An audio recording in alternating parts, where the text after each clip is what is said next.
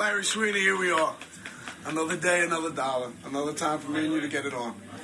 You say all the time how you beat me in Canada and you beat me in Pennsylvania and you beat me in Baton Rouge, Louisiana, where the fuck you said you beat me. But last time I remember we stepped in the ring in a strap match, I beat you. And you were bleeding all over the place and I bathed in your blood. How does that make you feel, partner? And now you're going to come out here and challenge me because what, your sister? Your sister who's over there, by the way. Cameraman, go look at that, over there. Who is his sister hanging out with, cameraman? Who is Larry Sweeney's sister hanging out with? Now you come back to me. That's very good. Your sister's hanging out with me. Now you tell me that you having the title eats at me. How does that make you feel? Come here, Molly. Come here, sweetheart. Come here, sweetheart. How does this make you feel? Come here, sit on Daddy's lap. How does this make you feel that I have your sister sitting on my lap? So you want to talk about personal, partner? You want to talk about a belt? I got your sister. Why don't you fight for her tonight? Huh? And I'll fight for the belt. Give Daddy a little kiss. Don't be shy. You're gonna fucking kill you. Thank you. Out of the way. Holy shit! I'm done.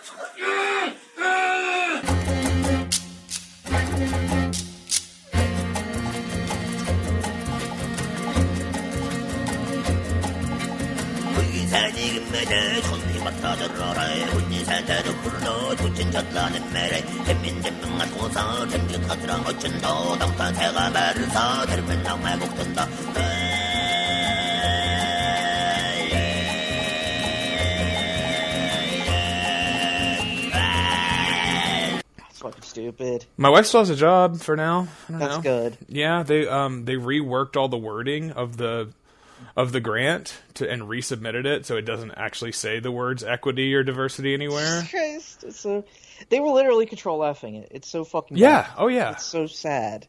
I wouldn't expect anything more or less from them. They are just the laziest human beings by design. Yeah. They don't give a shit about being anything but lazy. Yeah. Checks and balances are a thing of the past. As it is. So I don't know. Mm-hmm. It's fine. Do you want to do this podcast? Let's go. All right. Welcome to Wrestling is Gross. My name is Bucky. My name is Siobhan. And we're back, folks. It's been a mere... And then I'll edit in how many days it's been, because who knows when this goes up, and who knows when the last one goes up. It's been a mere days since you heard from us. And I feel like sometimes if I release 2 podcasts, like back-to-back weeks, people are going to be like, what the fuck? Don't do that. We're not a 52 a week... 52 a week. 52 a year, once a week, 52 a year podcast like that. And you know what? That's well great. said. Yeah, that was extremely well fucking said. No, it's I hope it's not overloading you people too much. I hope that we don't give you too much content, because then you'll be spoiled and you won't know what to do when it's like 3 months between episodes again, which is bound to happen. But yeah, we're back, folks. Swollen nut piggies. Yes. Okay. Don't know what you're saying. We're back with another episode of Wrestling is Gross. And I'm sorry, this is how I talk now. We are doing the second half of the birthday sequence. The birthday sequence, that's what it's called. Yeah. You must have already heard, I'm sure you didn't skip my episode where we talked about John Cena and CM Punk. And now we're going to talk about not John Cena and CM Punk. Siobhan, happy birthday. Thank you. All right, now you say it back because it actually is my birthday. Happy birthday, Bucky. I'm very happy to be here with you on your birthday. Jesus Christ, I thought you weren't going to say it. We're doing Siobhan's picks this time. I don't know if you have a through line here. I'm sure you'll let me know, but I kind of do. Okay. So usually my idea for birthday episodes is when else we can talk about it. Now that's here, but I have ideas. I have a concept. Okay. I was all right, so when else are we going to talk about it? Is the usual concept? Okay. Well, but I do want to have like thematic elements to it. You always have thematic elements, especially like how it relates to your wrestling fandom. Fandom's such a disgusting word, but we're just going to say it for the purpose of this. But I was like, so how did we get here to this podcast? How am I a wrestling fan? What's what? And I was thinking about things I like, and it's like, well, things that we don't get to talk about that often, obviously, fold into this, but things that nobody talks about really sometimes. Like, how often do we talk about Akiyama's All Japan anymore? We really don't talk about that much. How often do we talk about fucking IGF anymore? We talk about this match, basically, and that's it. But this match fucking whips. And then, and how does it all, like, I can't isolate each piece of the mosaic, but it's all there. And you can feel the mosaic develop. Sure. These matches are all from the 2000s? 2000s and 2010s, right? 2000s and 2010s, yes. Yeah, so these are all matches that you would have probably seen around the time they happened for the first time. Maybe, I don't know. About then, yeah. Been aware of, at least. Yeah. Maybe not, yeah, I don't know. There's some of these, maybe not, but you would have been a little young for. But it's a lot of Japan. 4 of these matches are in Japan, which can sometimes be difficult to talk about just because we don't have, like, commentary bits to fall on, obviously. Yeah. But I think we'll do just fine. Only one of these matches did I have an issue, like, really taking notes on. So, but yeah, the lineup here is really interesting. It's very much you, and it's great variety. So I think this will be fun. So would you like to start off? Yeah, let's do it. From Society Backyard Wrestling on Who Knows? According to the end of the video, spring 2007. It has to be spring 2007, because that's when it would make... Because they had all of their matches that precede this in, like, summer, fall, winter 2006. Yeah. But it doesn't look like spring. It doesn't. No, it's certainly fucking... There's some goddamn snow. From some grand high fucking institute of higher education in the Midwest, probably. In a strap match, it's Eddie Kingston versus Sweet and Sour Larry Sweeney. It is Colgate University. They do mention it, and it's mentioned briefly in one of the promos. It's in New York. That's New York, yeah. Yeah, it's in Hamilton, New York. So right central New York. Yeah, I had never seen this. I was aware of some other match, like another match where Sweeney bleeds. I think that's the one that they mention in Mississauga. Yeah. For UWA Hardcore? Yeah, that sounds right. Yeah. I've never watched it, but I saw it. I've seen a thumbnail or whatever. Mm-hmm. So this video is awesome. It's fucking great, yeah. This is an old internet. This is Windows XP shit. Mm-hmm. This is clearly made on Windows Movie Maker. I mean, it couldn't have been made with anything else. I know these transitions. I made videos with the exact techniques that this video is made with. So it's exciting to see that. You don't see much of that anymore. It says a dose of 100% pure, unadulterated madness. Like, this is edited like a backyard wrestling video. Oh, yeah. Starts out with young whites doing young white people things. Mm-hmm. You described this as that weird frat match, and I didn't know what it was. I hadn't seen it, so I was just like, okay, but I didn't know what you were talking about. Yeah, that's fair. So I missed the entire Larry Sweeney run at the time. Yeah, this era, his era, the era that he was, the guy or whatever, and became famous for doing these promos and doing this throwback style, is specifically the era that I talked about on the last episode that I did not watch wrestling for. So what's the deal with Larry Sweeney? So Larry Sweeney was, obviously, he was a Chikara student. He learned from Quack and the gang. And he fit in the Chikara thing because he had a different idea of what made for cool wrestling than everybody. Now, Quack obviously wanted to do Michinoku. I can't, for whatever reason, last couple fucking days, I have not been able to say Michinoku. Have you been trying to? I've been trying to. It's staring in the mirror. Michinoku Pro. You know what I have a hard time with is Yuzu Kosho. I get that, yeah. And I have to say it a lot at work. But nobody knows what the fuck it is, so it doesn't really matter. Michinoku. Michinoku. Oh, Michinoku. Sorry. It's So, and he wanted to be like an 80s territorial guy, and he fucking leaned real into that. He was doing the Southpaw thing, but like he actually committed to it beyond the fact that he had wrestling matches, which is more commitment than they could do for that. But, and he had his goofball fake TV title, and he'd do things like fucking, he'd do the Wombat. He'd wrestle Doug Gilbert. He'd had just a great fucking time. But he was a great promo, legitimately. And despite the fact that he spent most of his run as a heel, because it's such an inherently heel character, he was also a good babyface. And he is babyface here. Partly due to just the general context of this area, of this sort of setting. He just makes more sense as the babyface than fucking Eddie. Eddie's also having a great time because he gets to just be a heel, which he loves to do. Right. But all right, so the Larry Sweeney thing, though. So he's doing an '80s throwback, right? He's doing like a southern style gimmick. This is like, was anybody doing that before him? In a modern indie setting? No, because I feel like they've done this a bunch since then. Yeah, no, this was this has to be considered revolutionary to some extent. And now it's just everybody does it like that. Like some people do it like this, and a lot of times it works. It's great. Well, I'll tell you what doesn't work. Those Outrunner guys. Have you seen these guys?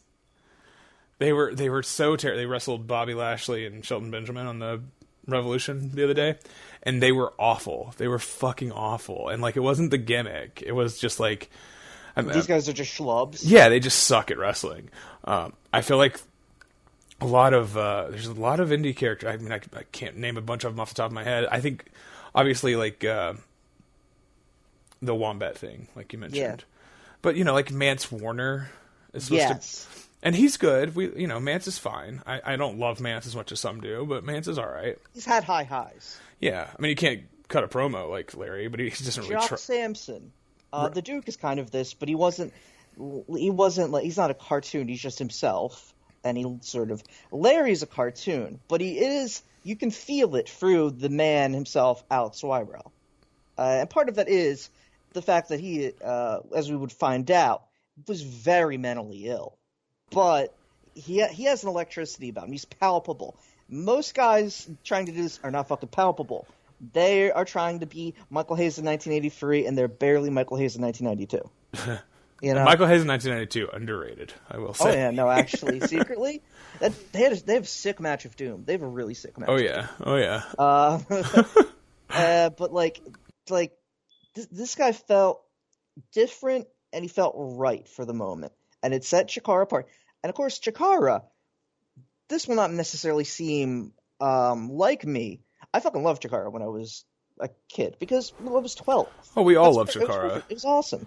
It was when I started watching wrestling again in 2010, I think one of the only Larry Sweeney matches I saw is the Dark Cybernetico, where he comes back and he returns as a babyface, and him and Eddie Kingston fight back to back against the German guys. Yeah, the BDK. The BDK. I'm not going to try to say the Bundesstrafe der Kreuzes. That's close enough. Fucking nailed it, as far as I'm concerned.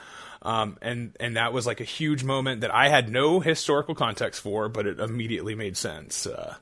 I think that was one of the only Larry Sweeney matches I ever saw. Yeah, you could feel because again, he's a palpable guy. He's a guy where you feel it. Yeah. Some performers, you don't need to know. You just can tell. This guy had it, and obviously Eddie Kingston has had it forever and still has. Yeah, another guy with mental illness. Yes, they fit together very well. So this match is kind of a house show match, except if you're an indie guy, you don't really have house shows.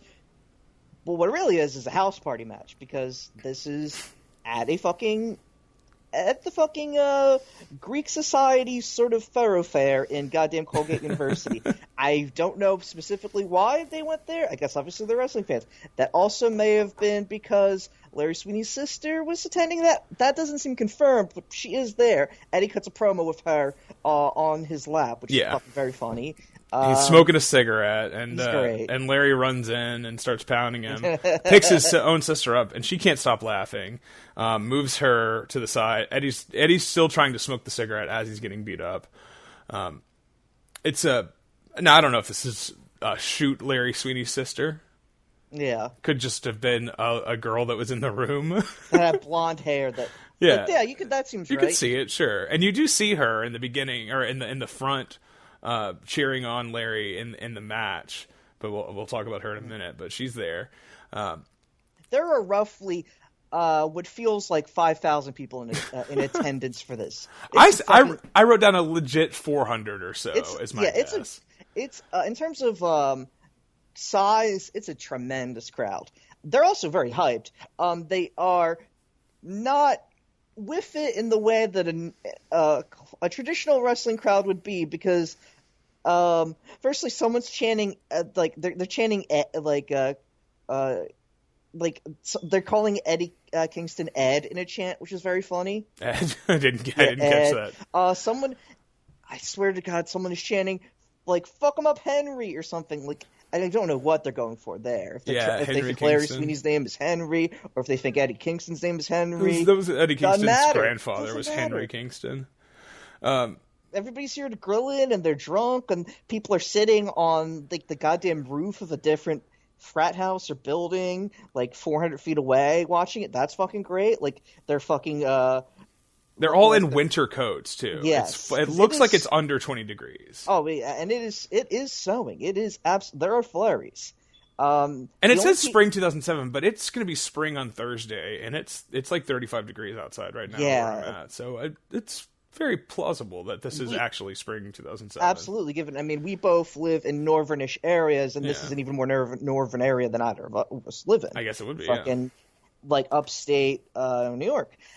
And the only two guys who are not dressed for the occasion, well, give the referee some credit, yeah. Yeah, so I was going to say this ref, who looks honestly like he could be Larry Sweeney's uncle or something. He's got a Larry Sweeney vibe himself. Yeah. Are Larry Sweeney and Eddie Kingston, who are fucking, they're in street fight gear. They've got the fucking knee pads over the jeans. They got the t-shirts. They look great. So Larry Sweeney is a Illinois guy then? Yeah, I'm looking him up. He's from he went to he went to the same high school Rumsfeld went to, Donald Rumsfeld went to or something. Like one of well, I don't know much about that, sadly. Yeah, he's from the northern Chicago suburbs as far as I know. Wilmette. Okay, yeah. I know where that's at. Yeah, I studied at Oberlin College. All right. It's very funny. Yeah. This was a perfect guy to take Chikara bullshit to another level. Guy went to a liberal arts school who trained with Buddy Rose and Colonel De Beers in fucking Portland, and came back from a fucking trip to India. This guy and was like, I'm going to be a pro wrestler. I'm going to do it. That's the kind of character you need in indie wrestling that's trying to be kind of smart, at least. Yeah. In indie wrestling that doesn't give a shit, you just need meme image pages. But if you want to be smart, you'd need a guy like this or two. You don't need too many of them, because then they'll start jerking each other off. But this was perfect. Yeah, I'm on his obituary now.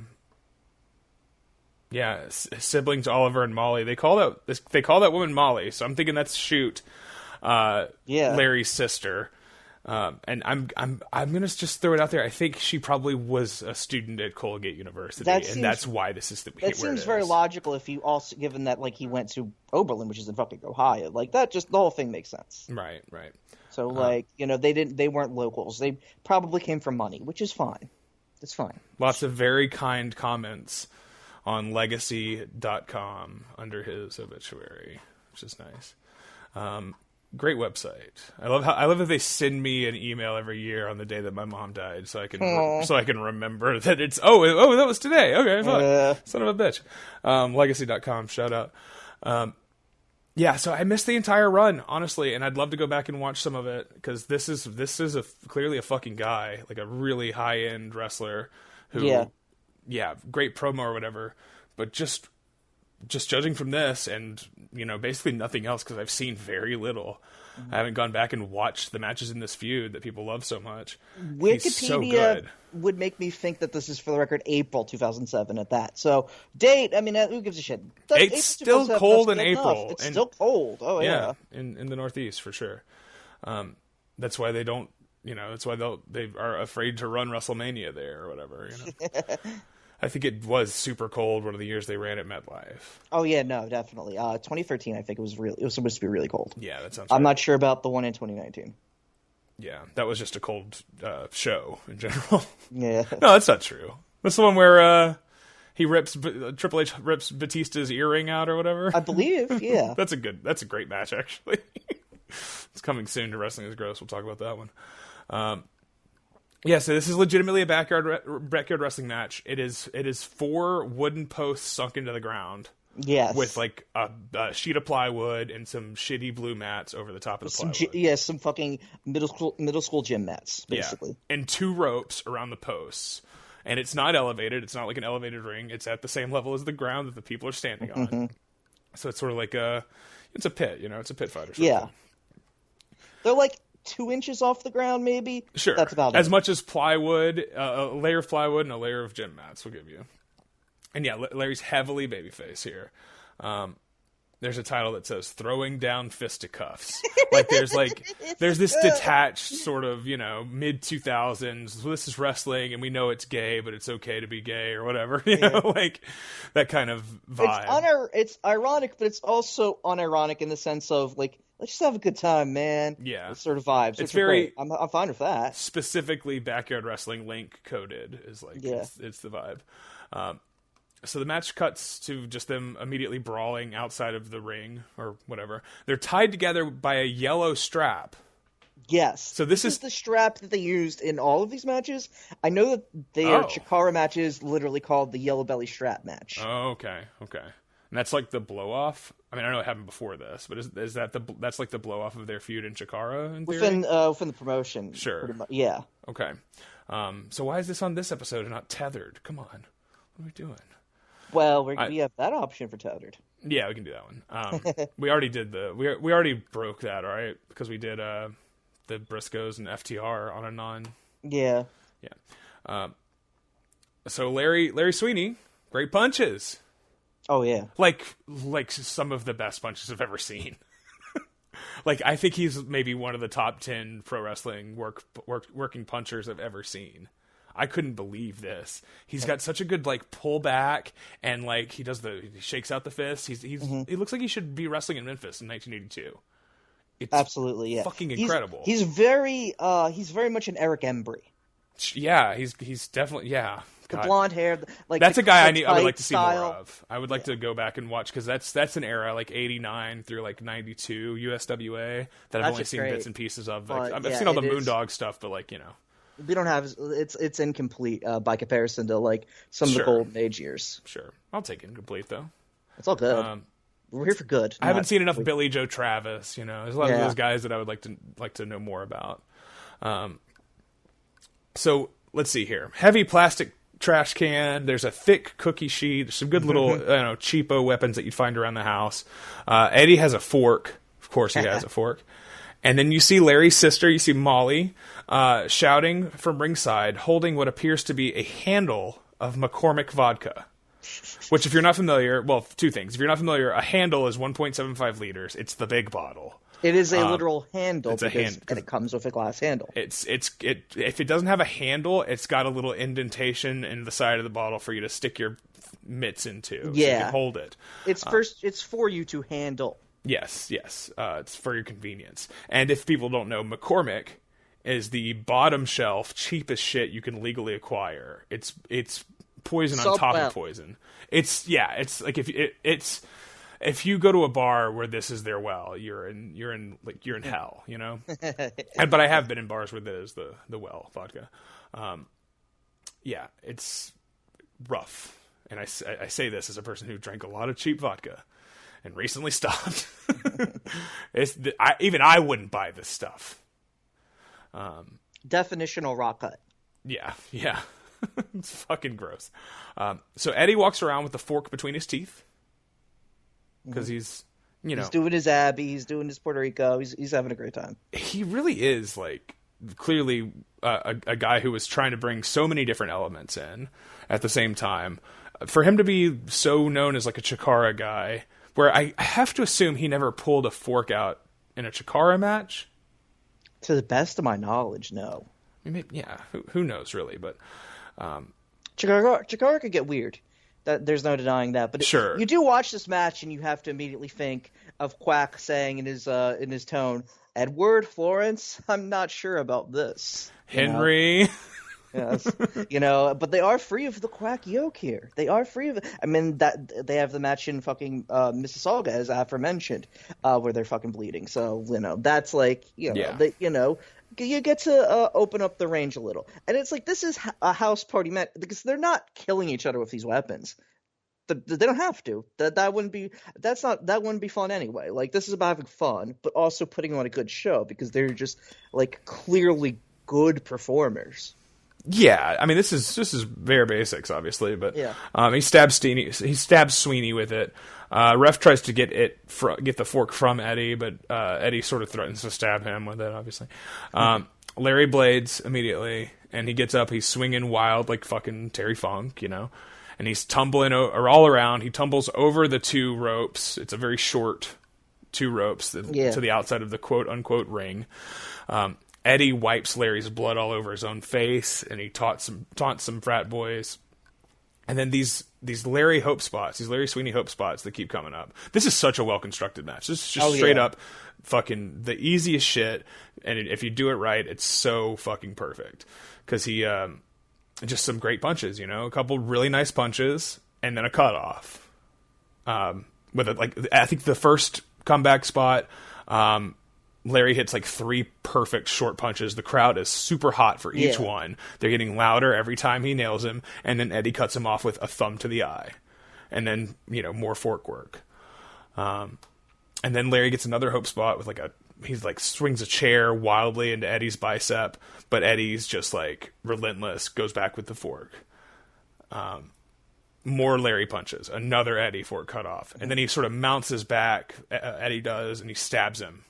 And he sort of spins him around so people can see him on multiple sides of the ring, for lack of a better term. Yeah. And then someone yells, a woman yells, "Quit stabbing him with a fork, you pussy." And Eddie turns and winks at her, which is really good. But yeah, every time that Larry makes a comeback, those fucking punches are so good.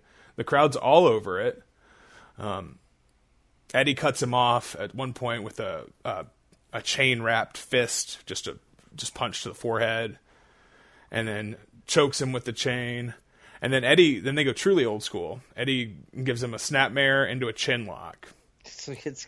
And that, that's definitely, is that like winky? Sure, it doesn't matter. It's fine. This doesn't have to be. Well, this is a fun match. The crowd is eating it up. That's exactly. The thing. If you're like, you can never anything you're doing that the crowd is loving is not the wrong thing. Exactly. And that even goes for the shittiest work rate. If that's what the crowd wants, and you are fucking working that crowd into a frenzy, you're doing the right thing. Yeah.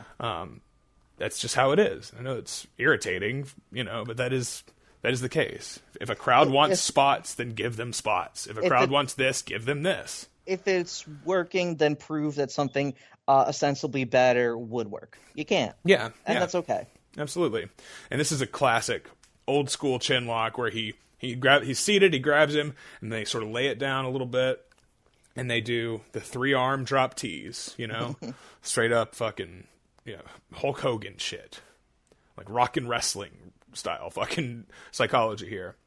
And when when Larry doesn't let the arm drop on the third tease, and he fucking works his way back up to his feet, elbows out of the headlock, and then he gets cut off again, and the crowd is just eating this shit up. It's perfect. Mm-hmm. And then Larry does finally get a back suplex on Eddie, and this mat looks like it would fucking suck to get back suplexed on too. I'll say. Oh yeah. And then Eddie is throwing like Misawa elbows. He hits a rolling elbow, takes Larry down, but Larry gets back up. They trade really good forearms. Larry hits a European uppercut that looks great, and then he hits a gourd buster that doesn't look as great, but still I respect it. Mm-hmm. It has like an old school move also. Yeah, it served the purpose. That's the most important thing there. Yeah, and I love a gourd buster. Oh yeah. Larry goes for a pile driver. Eddie spins out, single chop, then a brainbuster, the Tenryu combo, Yeah. And that gets 2.9. And then this incredible moment where Eddie goes for a lariat, Larry Sweeney ducks. The video and the audio go to 50% speed. So it goes slow motion, but the crowd sound also goes. It's like the best. It's like the classic thing about the great Smart Mark. Slow motion replays. Yeah. And then the explosion of glass or whatever. Mm-hmm. But yeah, it's very quick. He fucking lariats the referee, and then it cuts back and you see it again, and which is the right way to edit this. Mm-hmm. Obviously, these guys know what they're doing. Whoever edited this knows how the fuck to use Windows Movie Maker. They did a great job, and I commend them as a person who also was very good with Windows Movie Maker. Larry gives him a pile driver, should finish it, but the referee is out. Larry tries to wake the referee. Eddie low blows him from behind. The crowd yells, "No!" And then Larry... Palm their hand. It's spot on. And the pace has been perfect. Let's do the thing. The idea of, like, simplicity in a match like this, and hope spot cut off, and doing it the right amount of time so the crowd never gets bored or tired. Timing it all so you're maximizing the pop as big as possible when it finally does happen. It's what boil down pro wrestling to what it to its core, and it's this. And I know that's the idea, a wink and a nudge or whatever, but that is they do it perfectly. Whether there's any irony to this or not, they're doing it perfectly. Yeah. Eddie gets a big lariat. The ref is back up. Very dramatic 2.99. This really felt like it could be the end, and the crowd is losing it for the kick out. Eddie argues with the referee. Larry gets up, stands behind him, punches his fucking lights out, and then he moves the gym mats, exposing the plywood, gives Eddie a pile driver on the bare wood to get the 3. Yeah. And retain the ICWA Texarkana Television Championship, which is a good name for a title. Just that it's like not a perfect form on his pile drivers, but it's a classic fall. It makes sense. It works for this. It all works for this. It's an old school style pile driver. He's not Lawler, but he doesn't need to be Lawler. It's good. Sometimes Lawlers look kind of like this, but this is more. This is just a random guy in the South doing a pile driver.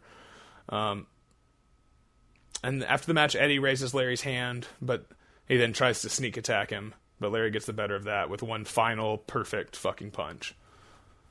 And then there's post-match promos that are nice, and it ends with music credits. It's scrolling music credits that somebody decided to put in at the end to give credit in their Windows Movie Maker video, to give credit to Rage Against the Machine for using RJD2. And RJD2 and some other song, which is very funny. And very much of its class move. It's a class move. Yeah, they did the right thing. I loved it. I'd never seen it. It's great. It's a great match. Yeah, I have to imagine all their matches are really good. This is like very unique with the crowd and the setting and the blood and all the fork work. I love all that. But I feel like if you took all that away and it was just fucking Eddie Kingston doing cutoffs and Larry trying to punch his way out of it. Yeah, in like a Reading firehouse or whatever. Yeah. Chikara would run. Yeah, it seems fine. Seems like it would be... You wouldn't even lose that much. And like, what's his name? Loud and Noxious on commentary. That might hurt it a little bit, but, even that guy I have time for. Remember that guy? Yes. Loud and Noxious? I can't believe I remembered his name. Yeah. Good shit.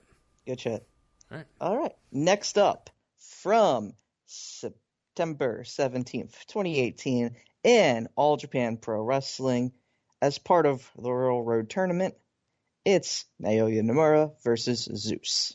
All right, so this is probably the one that I had the least to say about, honestly, of all these matches. And that's not I still love it. I think it's really good.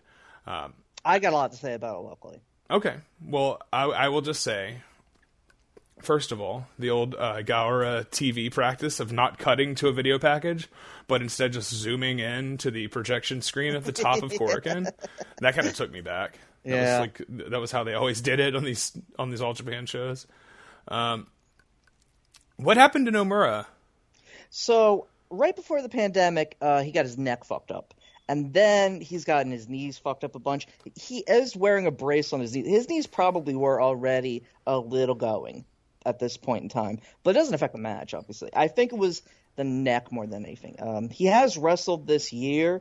It was on the Taiyuke that's an exhibition retirement. match, though. Yeah. It doesn't look it was like like that's a went ring like thing. 3 minutes of Kumagoro. Doesn't really count. But I don't think he's done by any means. It's a combination of things that's keeping him being away from the ring full time. He was such an exciting guy at this time. He really was. Yeah. When did he debut? Do you know? He debuted in 2014. Okay. So he's about 4 years in, and this is when he is getting to he's big boy status. Like, he's slowly building up from the card. He was the young boy for Evolution, and then he becomes one of Kento's sidekicks with Jake Lee and Yu Aoyagi. And Nexu Torima. Yeah. And then, like, this is when he is one half of the All Asia Tag Champs with Yu Aoyagi. And he's feeling, this is like the main event of a Korakuen show when that was the bread and butter for All Japan. It still is, but they really weren't running more than 4 or 5 times outside of Korakuen for a big show. Like, that was like they did like 2 in the Yokohama Bunkai. They had like the Saitama show that year. Yeah. They would still do Sumo Hall, I think, for the March show, and right. That they're gonna get to Sumo Hall. That was like because they were running the August show in Sumo Hall. Okay. And that's the show with Zeus and Shuji Ishikawa, maybe? Yeah, that's the main event? I don't think that one wasn't at Sumo. I think that was in because that was in Chiba, I think. Yeah. Okay. Yeah, that was, and then like the big show that year was where Zeus won the Triple Crown from Kento in fucking Osaka, and that did. And that's in Osaka. Okay, that's in Osaka because Zeus is from Osaka, of course. Yeah, that was like an all like they had Billy Ken won like a title there, defended a title. Bodyguard won a title there. That was a very like home cooking sort of show. Very fun. Sure. Obviously, so now this harkens back to we. So you and I have talked about like if 2018 wasn't one of the best years we've ever seen for wrestling, I feel like we wouldn't have the show probably, right? Yeah, so it's like, sure. I wanted to have something from 2018, and there's plenty of good bloody. But like, what was like the thing that like propelled the group chat more than anything? I mean, like stuff that already has been covered, and then this stuff. And I felt like it was like this and fucking Rouge Park in CMLL and like some GCW stuff. But like, jokes about Bestia Del Ring and Seaver the main man's ass. Yeah, but we were fucking in on All Japan like fully. Like we just like this was so much fun, and this to me is like 2 guys where neither's even in All Japan at this point. So like people are like having like All Japan's having a moment sort of. Yeah, it has national prominence in Japan because people love the Saito twins, which is awesome. I like the Saito twins. I haven't seen any of that. I don't know them, and I don't know like what Ryohei Oiwa from Noah or whatever. I don't know any of this new crop of guys. I kind of missed out on a lot of this stuff. The Saito brothers. Somebody tell me what to watch because I honestly don't know. I'd love to know. But like fucking Zeus is running fucking Osaka Pro and Nomura we just talked about. So like this is now a different world. And of course this is when Akiyama was owned the company, and he and Atsushi Yoki, who's fucking been dead for nearly 6 years now, unfortunately, tragically, like that was their show. And this was the fucking best. This is one of the best promotions in the world. It was so much fun, and it wasn't just fun. It was good. It was great. And this, this is like you got a great dynamic between these 2 guys. Zeus is one of the best wrestlers in the world at that point in time. He's also the world champion. He's got the Triple Crown. Yeah. He's got a defense in, this is building all to the Kento rematch where he'll lose the Triple Crown, but that was a hot run. It's only like 3 months, right? But it felt like a moment. And it also felt like it was gonna be a short title run. It didn't need to be one. It needed to just. Sometimes you don't need like. not everybody needs a 10-month title reign. That's fine. Well, and no, the ace is Kento. Kento is the exactly. ace. So to keep him fresh, have him drop it and win it back, and have a hot couple of matches. That's good. Exactly. This is like and if you're going to do that, give it to the guy people want to have. Yeah, Zeus was super hot. He was getting crazy. Hot. Him and Bodyguard, Bodyguard, and he's got great reactions. He's got the great look. The gigantic head with the blonde hair. He looks like a character from the Like a Dragon series. Yeah, legitimately. Yeah, and whereas Nomura looks like one of the guys walking around that fades into the background if they get too far away from the player character. He's just Nomura is just like this big baby with his fluffy hair. He does look like a big baby. He's great. He looks like a big cat. He's terrific, and he moves like a cat too. Not gracefully, but he moves the way he throws his body and everything. Sure. But Zeus just is. He's got his weird athleticism. I always compared him to Cena. Cena is just but he's got both a weird fluidity and an awkwardness that come together perfectly. Sure. And we just talked about Cena's awkwardness. He's a weird guy. This match, he starts at Zeus hits this crazy standing drop kick, fucking explodes on it, and every strike in this, they're just flying into each other. Zeus is such a heavy chopper too. He's got some of the heaviest chops of all time, and they always look good. I think. Almost certainly, in my mind, the best machine gun chopper of all time. That's interesting. I think the machine gun chops, unfortunately, are very overused at this point because they don't think they look very. I think this look good. Not to speak ill of the guy we just talked up, but I think Eddie Kingston could do him. I think he could. I think it's not so hot anymore. I think depending on his energy in a match, but I think him doing them on American TV all the time has kind of made those less exciting to me. But, nobody... That's a Kobashi spot initially, and it's nobody... I think Kobashi had the best machine gun chops. So there's a hot take. But this is, up there for sure. He does a great job with him in this match. This match is not for the Triple Crown title. No, this is a tournament match where I don't know what Zeus would have gotten if he won as a triple, but if the winner, it's to advance in the tournament. Yeah, if he won the tournament, but the winner for the tournament will get the winner for the tournament will be number one contender. Oh, I see. Classic G1 New Japan Cup style for those people. And Kento wins the tournament. Who does he beat in the final? Kengo Mashima, I think.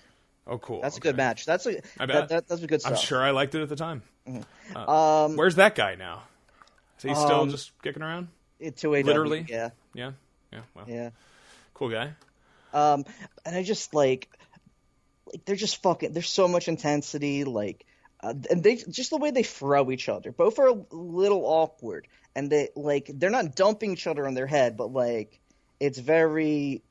Zeus has that cool bear hug suplex, and Nomura nearly looks like it's fucked up on it. Nomura throws Zeus over the guardrail early in the match, and it's very. It feels like a feat of strength and not just like a move. Well, it also feels reckless.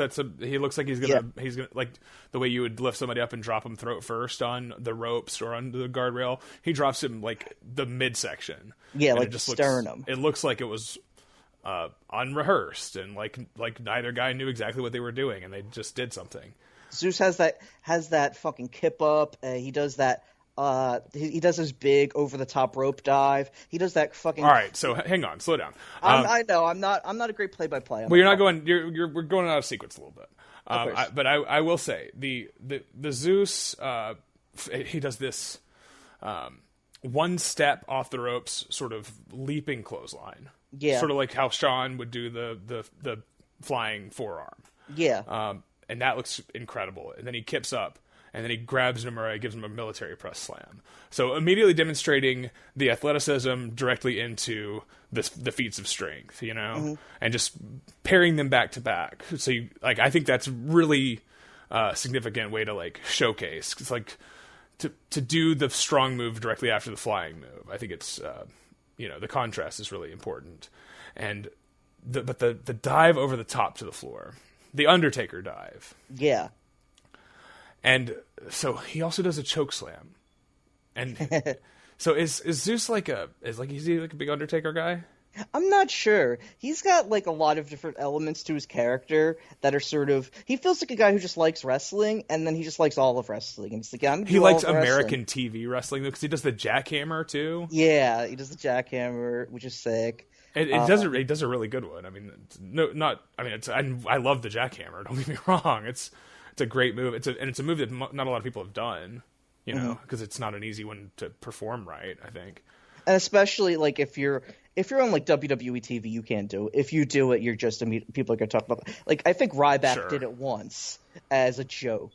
The only person who's ever done it on WWE TV regularly was Billy Gunn before Goldberg was ever in WWE. I don't remember that. That's funny. But Billy Gunn, a big beefy motherfucker, so it makes sense that he would be capable. Yeah, so the dive over the top is just crazy.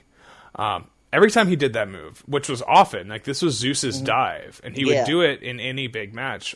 I mean, not any, but in many of his big matches. But it's crazy. It's like one of the most spectacular dives ever. Any headfirst dive over the top is just asking for trouble. Oh, yeah. Just ask fucking Taker himself, you know? Yeah.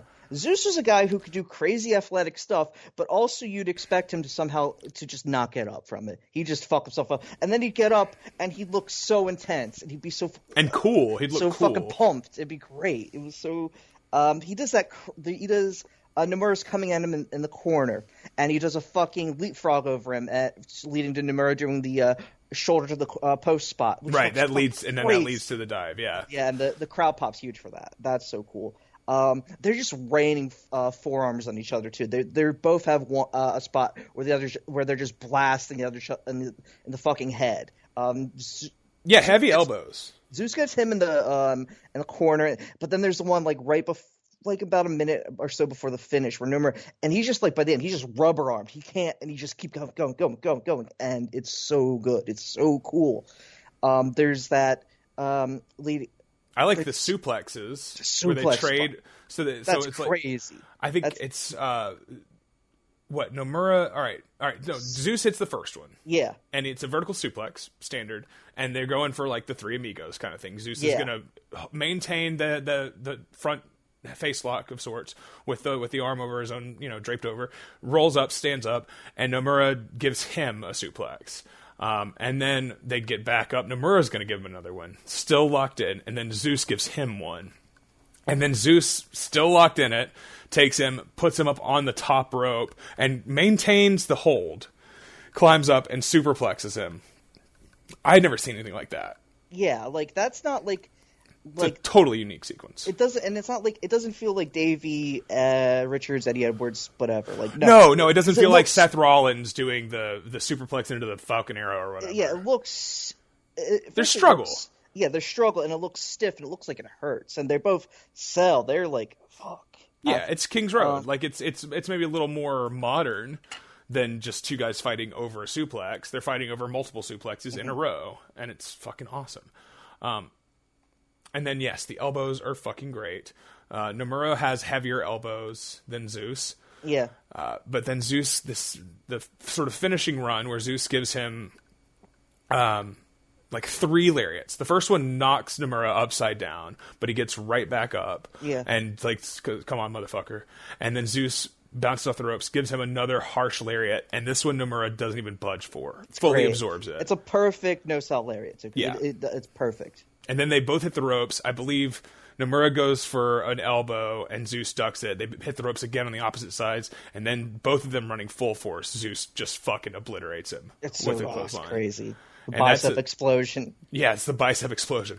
And so that gets a really hot 2.9, and then it moves immediately, and Zeus hits him with the jackhammer to finish. Yeah. And it's like, how long? How long is it? Like 14 minutes? 14 minutes, 15. Yeah. And they sell, it's like they do sell like fatigue because they've been going at each other nonstop. Yeah, it's like, paced like a really high-end 14-minute match. There's like no waste of time, basically. It's so good. Yeah. Zeus is working like 30-minute main events at this point too. Yeah. I think that's also why this stood out at the time. I found my match of the year list. I sent this to you. I found my 2018 match of the year list, and I had it at number 9. I think. Yeah, I had this like 4. Yeah. We were both very high on this at the time. I had one All Japan match over it, and it's Kento Mirufuji from, I think it's that match is... That's Champions Carnival Final? Yeah, that's Champions Carnival Final, yeah. Which I don't... In my head now, I can't remember anything about it. But I know I liked it a lot at the time. I remember talking to you about... Yeah, because we talked... Because Mirufuji had a really good run in that tournament. But yeah, the 2 big matches were him and Akiyama, which was the last block night, I think. And then... which I remember you saying, like, this is like an incredible Akiyama carry job. But then your thoughts on the Kento... Marufuji match was like, no, this is actual fantastic Marufuji. This is when I came around on. This was like, no, this is a guy. Yeah, and it's like that was. And now I really like him. Yeah, like he simplified stuff, but still has this like Marufuji goofiness. Yeah. So he's like older. A tough guy for me to come around to for years, but I like Marufuji just fine now. Yeah, my 2018 list. I got Park and Rush at number 1 from CMLL, which feels crazy, but it was just such a you had to be there moment where they're gonna have their match in Arena Mexico. How far will they go? And then they went further than you expected them to. Yeah. But I've also got Gargano and Andrade and Gargano and Ciampa, which like looking back on it now, it's like, what was I thinking? But that fucking good. That first Ciampa Gargano fucking street fight Mania weekend. We should do it on a show. I would love to re-examine fucking that. Better. I mean, we might as well. I mean, that's not even my favorite match for that show. I got to give it up to fucking Andrade and old Tommy End. Yeah, man Andrade who doesn't wrestle anymore. Malachi Black. His body doesn't function. That match rules. Yeah, that was so good. That was really good. So yeah, I don't know. Time. Different time for sure. Different time. But I got Red and Anthony Gangone. We'll watch that match at some point on here probably. Yeah. We've talked about it. We've like referred to it like a dozen times. That and the another formative match from that year that Red had. That's a good match. Well, sure, yeah. I've got that one down in the 30s. It looks like, but yeah, really quite a year, 2018. I just so this match too. Not this match. This the Kento Zeus rematch from October, I guess it is. Yeah, I watched. That was the Yokohama. Okay, so it's the one I just remember very definitively the image of Zeus breaking out of the arm trap German and just looking like Hogan breaking the fucking camel clutch, you know, and just being like, holy shit, this is the fucking guy. And I remember being disappointed that he lost the title, but in retrospect, I understand. But I watched that match because my son was born December 3rd, 2018. And I watched that match in the hospital with him like on me. Hell yeah! Like do you know about like skin to skin, where if you're the dad, you take your shirt off and you do that shit. So I remember specifically watching that whole show with him on me, and I didn't thought about that in fucking years. And I was like, Jack, going what do you through. think about this Tajiri Chikara match? It's kind of got something to it, doesn't it? Yeah, he's you know what? He watched some Bash at the Beach with me yesterday. Hell yeah! I don't think it's going to be at the show, but I watched Bash at the Beach '95. Yesterday, and he was very weirded out by the lifeguard match. He didn't understand what all those other guys were doing out there, and I didn't have an answer for him. No, he's slowly getting into it. Maybe we're all going to AEW. I don't know if I don't know if Emily's going to come, but I'm taking both the kids to AEW in like 2 weeks, so hopefully it's good. But yeah, that was a memory, an important thing, and. Yeah, it's weird. Nomura obviously never got a chance to move up, it would seem. Injuries or whatever. But perhaps for good reason. I think he's sort of settled in as a tag guy. It's him and Yuma Aoyagi, or like they still team, or they were still teaming as of what it looks like, as of the end of Nomura's run as an active wrestler. And hopefully he'll be back. Because that injury and then the pandemic, that's bad for anybody, you know. Because it's right before the pandemic, it's crazy. Like that'll. Oh sure, yeah. He misses. Looks like 22 months. Comes back. His last match is in February of 2020, and he comes back in December of 2021, and then he wrestles not very often. It looks like comes back sort of full time in 2022 and 2023. And then his last match is March of 2023, except for this, the Giant Baba Death 25th Anniversary Memorial Taio retirement match. Fumito Kihara ring announcer debut 35th Anniversary Memorial event. Pretty cool, long title there. Which is an exhibition match, right? Pretty much, yeah. I think it was like, hey, I want to be on the card. All right, we'll get you on the card, buddy. Yeah, 3 minutes long. Yeah, hopefully he can come back, because what a cool guy. And Zeus is just barely making tape also, right? Yeah, because he's just running Osaka Pro. And it's he runs Osaka Pro. There's just not a lot to... I mean, I bet it's fun, but it's like... Nobody's getting hyped about it, unfortunately. There's not much. It's like him wrestling like Jonal Sanders and stuff like that, and like Quiet Storm, probably. Cool.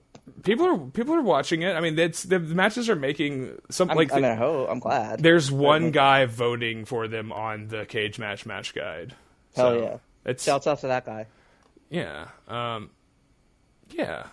If this was all right, this guy Jeff spelled correct. Gave a 9 to Zeus versus Toru. Who I don't know who that is. But he's like a junior guy. He's good. I liked him back when I was like watching like 1,000 fucking new matches a year. Sure. He's so that was from December 29th of last year, and says if it was in a higher exposure promotion, it'd be getting match of the year buzz. So maybe we'll check that out. I'm curious to see what Zeus looks like these days. Have you seen a match with Zeus in the last 3 years or whatever? I don't think so. Yeah. I gotta seek it out. Why not? Yeah. This is one of my guys. Yeah, I'm curious too. I'm gonna see if I can find that and I'll send it to you. Although Zeus versus Toru, it just comes up Zeus versus Thor, epic rap battles of history. Jesus Christ. So there's that also standing in our way. Shouts out to Emma Stone's husband? Question marks? It looks like they had a match also in 2023 that is very highly regarded. CFOS, friend of the show. Yeah. Gave it a 9, and it's got a couple other ratings in Cage Match. So they're not, there's stuff out there maybe. Great guy. Love Zeus.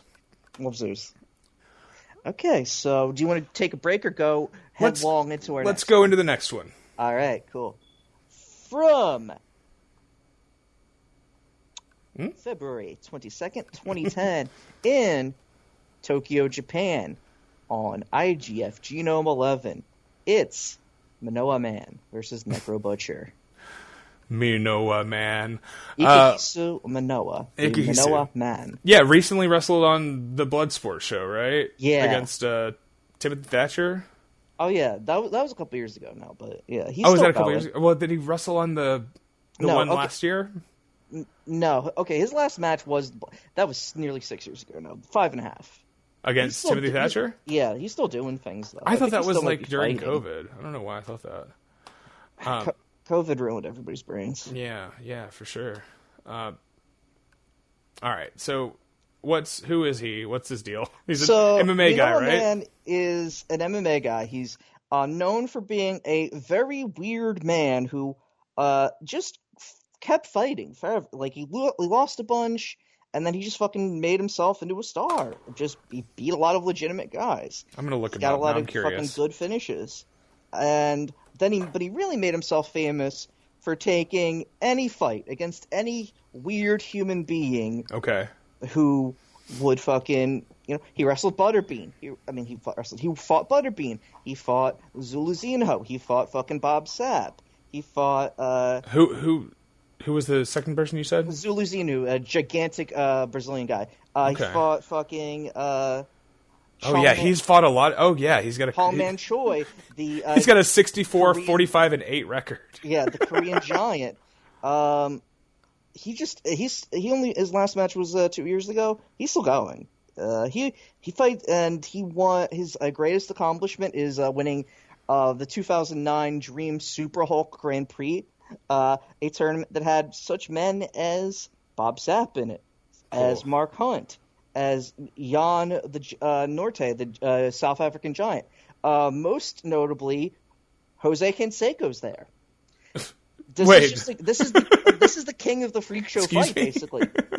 And what's more of a freak show fight than the Necro Butcher. Yeah, for sure. The Necro Butcher IGF run is, of course, it's one of those things that actually makes a perfect sense, but also makes no sense at all. Oh my god, I need to see Minowaman versus Mike Polchlopek or whatever how the fuck you say Bart Gunn's name. Gunn. I need to see that. Hero of the show. Not a friend of the show. We could probably get in touch. I think we get in touch. This is a crazy list of people this guy has fought. Oh, absolutely. I know all these people. Like it's like I don't even as a person who doesn't watch You're not an MMA person. This is all like the guys I know plus a bunch of others. A bunch of other weird human beings. You're like, I bet that. Yeah, like that guy's a freak. Oh, that's a guy who showed up in a fucking Inoki Izumera show. Jimmy Ambrose. Don Fry's here. Yeah. Funaki's here. Shibata. I mean, I'd love to see that. Tamura's here. Krokop's here. Giant Silva's here. Sakuraba.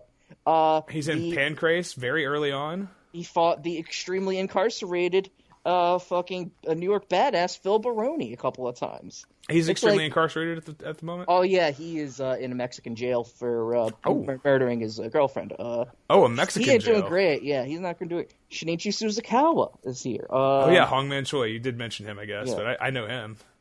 I don't know why I know him. But all kinds of damn weirdos. Weirdos. And if you, it's kind of like the, And his last fight was only 3 years ago. Yeah. Cool. November. So, that's not long ago, really. Like, now he is a 49-year-old man. Should he fight again? Sure. Probably not. Why not? In terms of, literal, but, why the hell not? Let him have fun. He fought, his, one of those Ryzen shows he fights, an ex-sumo, Sidario, who, he'll fight any human being.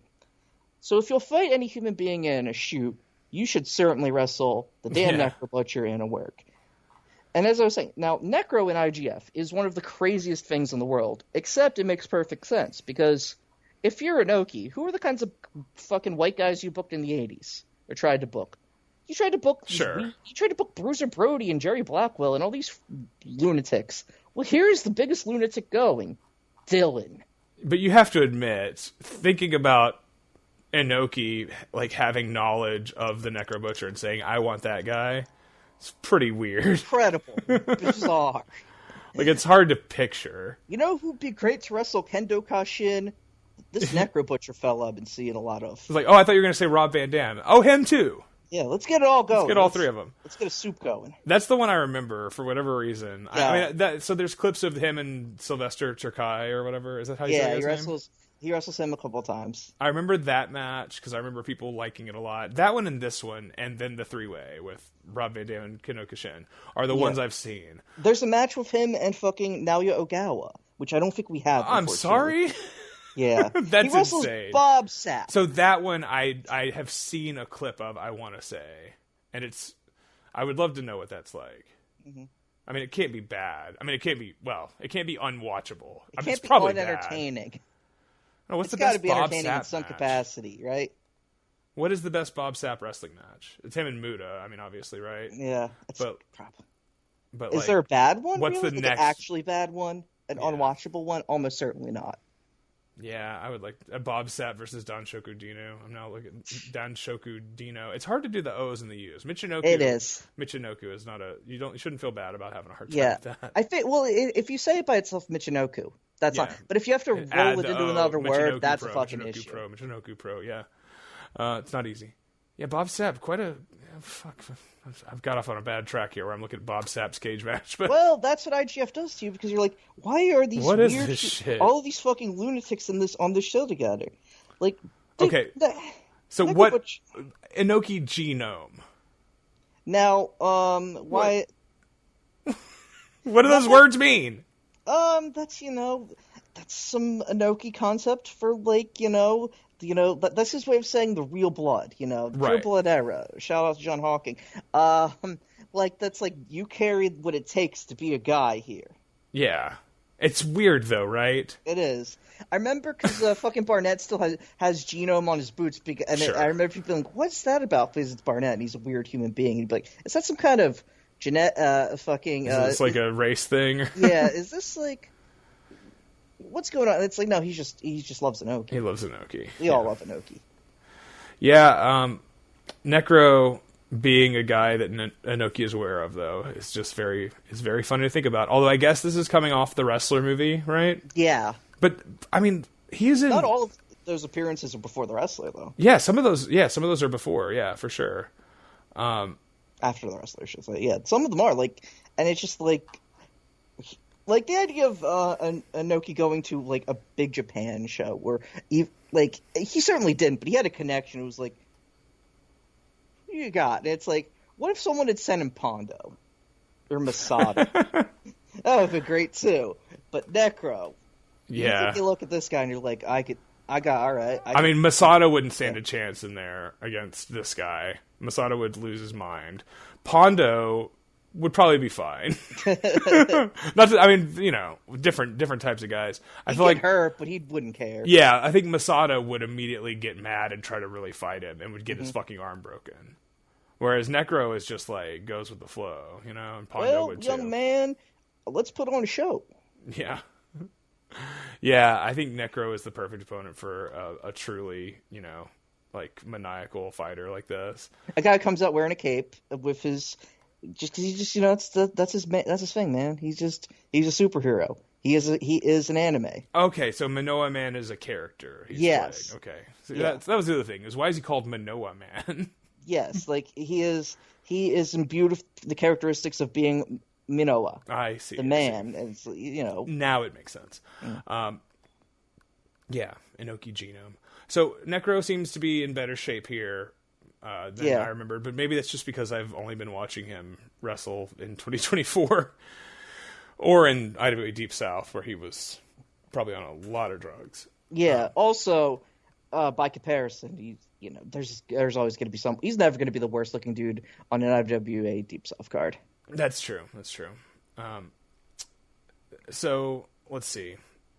His corpse could be out. They could be having a wake for him, and he'd still look better than Jimmy Controversy or Raider Rock or something. Raider Rock is special. So Necro, this starts out. Minowaman does like a front roll to evade an attack, and Necro like yells at the referee and is like, "What is he doing? He's rolling around. Are you allowed to do that? Why is he rolling around?" So he crowds Minowa in the corner. I'm sorry. Minowa crowds Necro in the corner and puts his palm in his face, and they trade some knees. The referee gets in between them to break it up, and Necro headbutts Minowa, cheap shot, while the ref is between them. Then Necro bites Minowa in the ear the next time they lock up. And then Minowa is immediately like, okay. Starts just kicking the shit out of him, a great drop kick. And then Necro hits the floor and is like, okay, I'll do my thing then. It gets the ring bell. And this is a build to like Necro fighting all of these like shooters and other freaks and just like, oh fuck it, let's just get it over with. I'm gonna get the bell. I'm gonna get the bell. Yeah, and I don't have any time to waste. I'm gonna get the bell. It's one of those ring bells where they've got the little hammer that's like attached with the rope. It's got the rope, which is so cool. I love that. And so him holding it up above his head while the hammer's just like flying around is very fun. And then let's see, they go to the floor. Necro gives him a scoop slam, chokes him with an extension cord, and then he tries to throw him in the post. Minowa blocks it, throws Necro into the post. Necro goes full on, like head first, bump. Like Fujiwara style. Yeah, and obviously no hands. This is your break to blade. That's yeah, fine. yeah. Looks good. He gigs himself on the floor for the love of the game. And then back in, Minowa just slaps him a bunch. And the blood... So the thing with the Necro's a heavy bleeder, obviously, and he's like a drinker, so it's thinning the blood or whatever. So it flies all around. The famous image from Necro Joe is when he's slapping him around and the blood is getting everywhere and it's flying at the camera and into the crowd and shit. Nobody sprays blood like Necro. And I think that's just down to drinking. And gigging maybe a little deeper or longer than others. To quote the man himself, sometimes I cut myself just to make a mess. Yes. Minowa grabs him in like a crucifix. I guess that's what you call that, right? Where a crucifix like armbar thing, and just palms him in the jaw. And then he gets Necro in a front neck lock. Necro backs him into the ropes, and Necro's just bleeding all over him. And he's like bleeding. Yeah. It's like there's more blood on Minowa than there is Necro. It's at a certain point. It's true bleeding for two. Yeah. Necro backs him into a corner, gives him a toe kick, a literal toe kick with the bare feet. You got two barefooters on the show, by the way. Yeah. So you're venturing into another genre. Toe kick to the ribs, and then a headbutt, and then Necro struts like a chicken. Did you see this part? Does the fucking head bob? He does the head bob. Yeah, so good. It was like when it's Kyle MacLachlan doing the chicken walk in Blue Velvet. It's fantastic. And then he lifts Minowa in a fireman's carry, gives him a fucking airplane spin. And a true airplane spin where he does it so much that then he gets dizzy. He drops Minowaman just kind of on his neck. He doesn't slam him. He just kind of puts him down, but he puts him down neck first. Yeah. And then he falls out of the ring, basically. Regains his composure, walks up to Minowa, who is still down in the center of the ring. Minowa's playing possum, though. He grabs him, he picks the ankle, and grabs a hold. Just hilarious. And then the people chant, Nekuro, Nekuro, which I really enjoy. I love it when they add a syllable to the guy's name. It's just the best. And Minowa fucking suplexes. So it's a backdrop, then a vertical suplex. And he's just getting Necro's blood all over him. Oh, yeah. And then, Necro comes back with a big headbutt. Another really... $1 million headbutt. Yeah, that's a really good headbutt there to regain momentum. And then a really unpretty lariat. And then he puts him in the corner and does the Tenryu chop punch. I don't think anybody besides Tenryu ever did it as good as Necro. Yeah. Not a surprise. You need those... you need the long limbs and like the head, like the big hands. Yeah, the paws, the mitts. Mm-hmm. Brings him out off the bulldog. Great bulldog. Yeah, it's really good technique actually from Necro in this match. And then they engage in one of the best fucking exchanges of punches and palm strikes I've ever seen. Oh yeah. This finishing run, Minowaman keeps his palms open, right? Yeah. Fighting Pancrase style. He lands a ton of shots, lefts and rights. Really knocks Necro loopy, but Necro never stops throwing the punches. This is like a real fight, you know? Yeah. Where this is like true hockey fight style. Yeah. Like what so many people tried to go for and then they just can't do it. But it's like, well, these guys are just throwing for real, basically. Yeah. There's no blocking. You're not trying to block the incoming shots. You're not trying to grab the guy and so you could stabilize him. Mm-hmm. You're punching with both hands. Right, left, right, left, right, left. And Minowa is a skilled boxer, clearly, because he's ducking and dodging. Although one catches him really good. Yeah. Busts him hard way over the eye. Which at first I was like, is that his blood now or is that Necro's blood? That could still just be Necro's blood. It's definitely Minowa's blood. I went back like 3 times. And there's one shot that you can see clearly catches the eyebrow. Busts him open the old style. Mm-hmm. The way the guys used to do it, where you try to hit the knuckle in the eyebrow. Yeah. So it pierces the flesh. Although I always think about Flair doing that to Bray Wyatt on a house show in MSG. It was like on a fan cam, and it was like a perfect punch that way. It was very funny. Who did it to? Flair. Ric Flair. Wyatt. It was like a lumberjack match. So Flair found a way to waddle in, and he punches Bray right over the. I want to say right fucking, no, it would have been the left eyebrow. And Bray had fucking, yellow bruising on that for 4 months later. He had, what? This is great. This was I swear, this was 2000, late 2014 or maybe 2015. Because I want to say it was a Cena match, but it could have also been an Ambrose. I don't think it was Ambrose. I think it was a Cena match. And it was a house show lumberjack match where Ric Flair was out there. MSG. That's yeah, sure. That's very we got to fucking get the big guns for MSG. Yeah, lumberjack match. That's a big one. It's very funny. I have no knowledge of that, which is why I was convinced that you misspoke. No, I remember this clip better than I remember fucking the happiest day of my life. This is what a crystal clear thought in my mind. Well, you have to imagine that that Bray's grandfather is the one who taught Flair how to punch like that. Yeah. Too, right? That's funny. I gotta see that. Ricky boy, Rick, you punch like pussy. Sorry. Yeah, is that your blackjack? That's my blackjack. Perfect, nailed it. Yeah, it's an incredible sequence. Just July 2014. Okay. Yeah, okay. Cool. If you find the clip, send it to me.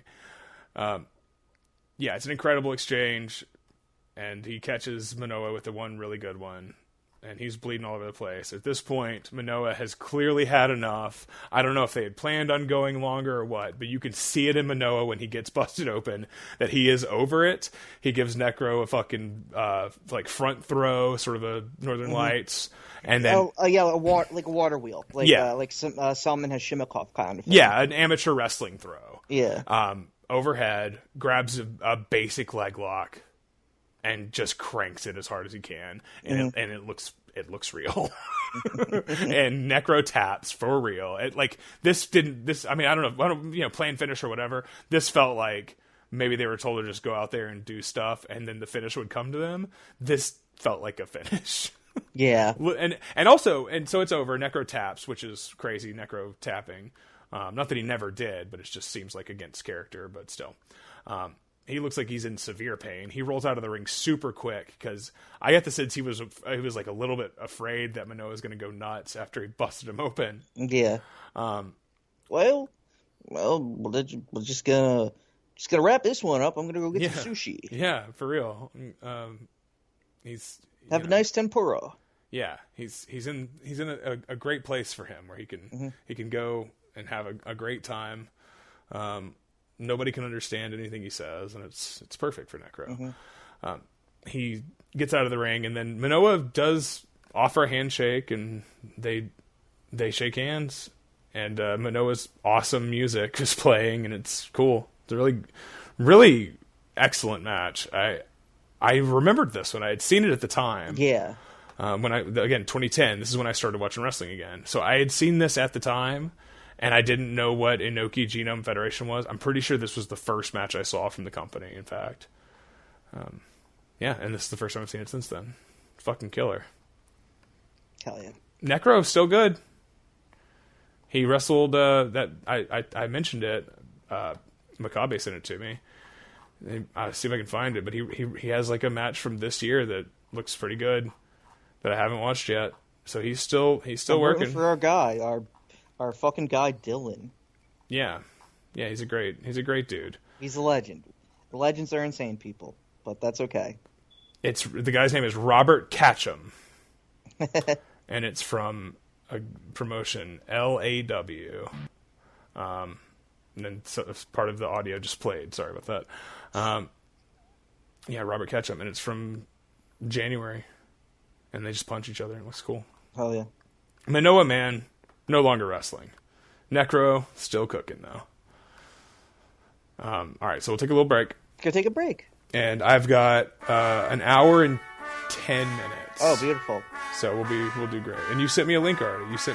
I sent you the fucking Flair thing. Bray Wyatt's face. All right, I'm going to watch this while I take a piss. Oh, yeah. All right. Awesome. We'll be right back. All right. We'll be right back.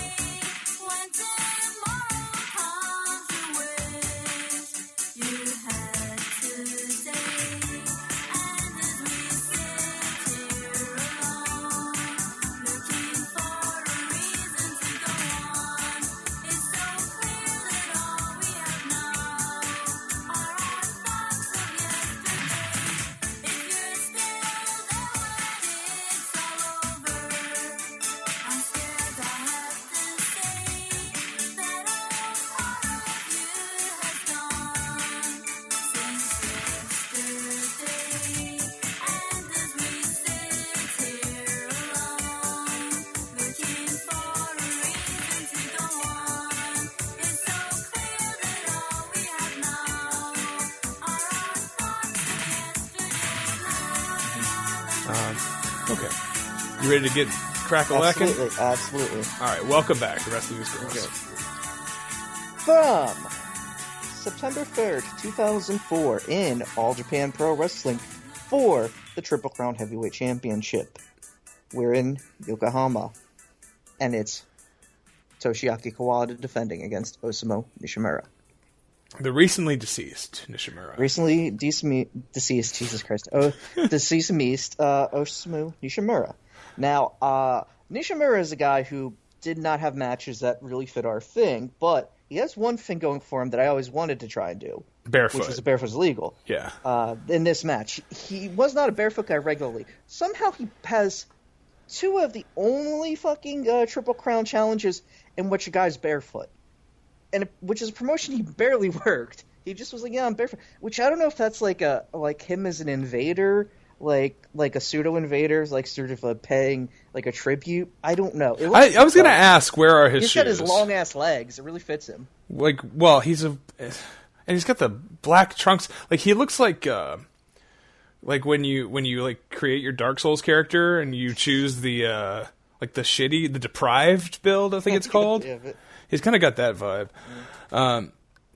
No, I don't know. Doesn't he remove his shoes in that match I was just asking you about?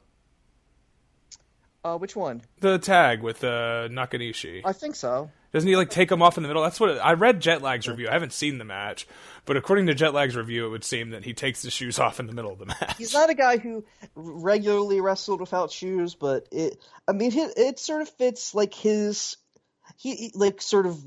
character who seems very philosophical and of Zen without being some weird priest. Then again, he did do the sort of yoga Hindi gimmick and Hustle a couple years later. So who the hell knows how? I don't think I've seen that. Yeah, he wore a gi sometimes. I've seen that. I might be. I don't know. I was trying to remember. I feel like Nishimura wore a gi at some point, but I could be way off. I could be thinking of somebody else. Yeah, not a guy that I really know. The robe and stuff. Maybe I'm just thinking of him in the robe. Yeah. Yeah, because he was thinking of the Inoki, the Gotch, the Fujinami and such influence. Right. And he channels all of those guys here. Oh yeah. He's hitting Gotch and Billy Robinson and Inoki and Fujinami and Fujiwara, all of his mentors or whatever, all the guys he looked up to. He's bringing the spirit of all of them with him. So Toshiaki Kawada. Dangerous K. I always go back and forth on whether Kawada or Masawa is my favorite of the pillars. You know what I love is when people are like, actually Taue. I love Taue. It's not that he's the best one. I just like the tags the most. So It's like, oh yeah, Taue. Taue's the tag king. Yeah, I mean, obviously the best stuff is all four of them in a tag. Mm-hmm. I think that's very funny that became it became the thing to say online. It became a contrarian meme thing, and I'm like, no, come on. Everybody's like, Kobashi doesn't know how to work, actually. Which is insane. I fucking hate that. These takes have done damage to contrarians like myself who just believe these things for real because I'm insane. Yeah. I'm not doing a bit. I'm a crazy person. Yeah. Well, Kobashi's great. Mm-hmm. Taue's great. I mean, yeah, they're not. They're 3 and 4 or whatever, but. No, I love Kawada. I find him to be have the most depth of any of them, and the best variety of different types of matches. I don't think Taue could work this match. No, because this is a match where Kawada is doing his best to wrestle Nishimura's match until he decides, well, I'm just gonna wrestle a King's Road match and win, which is ultimately what happens. Yeah. But for a lot of the match, he is trying to sink to, well, not to sink, or to rise to Nishimura's level. Yeah. Of old school technical wrestling. Yeah, and it's like Nishimura would have to be considered the more technically proficient of the two based on where they are in their life. Because Kawada in this run, this is his great long Triple Crown run. I feel like I now see I feel like people dismiss this shit, the fucking real the freaks. Nah, this shit's great. I think this is a great run for him. And it's he's not himself fully because he nearly died of a fucking fever the year before. Well, he nearly died. Okay, yeah, that's fine. He's also old and his knees have been fucking killing him for forever. But he's got the face. He's got the energy. He's got the the Gravita. I think he's as good as ever here. Absolutely. I honestly, I don't think like he was a guy who he didn't need to be fucking Ibushi or whatever, like physically. He just needed to project, and he projects. So let's see here. This is what's the date on this? It's September. No, September 3rd. Okay. 04. Let's see. When does he lose the title? Oh, I want to say either at the beginning of 2005 or at the end of 2004. Okay. Yeah. Let's see here. Is it to Tenzan? Oh no, he loses it to Kojima. He loses to Kojima. Oh, the Tenzan match he wins. He loses it in February 2005. Okay, that seems right. Okay. I really should go back and watch some of this stuff again. That's all right. He bleeds in the match with Tenzan. That's why I remember it. He was like the first guy that I really fell in love with from All Japan. Mm-hmm. And it was like watching, the 6'9" tag or whatever. Mm-hmm. I've still never seen 6'3" I don't know why. I always thought like I'll get to it one day. I've seen like the tag right, but like the week before it or whatever. Sure, I just have never watched it. So one of these days, I was going to watch it on the 30th anniversary, and I missed it. I don't know what I was doing. I just forgot. Yeah, it happens. And it was like a month later, and I was like, shit. The best plans of mice and men and such. Yeah. So yeah, this is not a very well known match. I feel like people have no idea. I didn't know it. You said you wanted to watch it, and I was like, when's that from? I had no idea. So of course, I think I've said this before. I fucking loved Muto's All Japan. I love that run. That's my favorite shit. That and that's my. I don't know why exactly. I just had the right characters, had the right scene. I think it was my fucking contrarianism and my love of rooting for the underdog. Because I certainly didn't hate Noah. Things happen. But I fucking loved this because you had a combination of very weird people, firstly. That's great. You had fucking Tenryu. Koshinaka's on this card.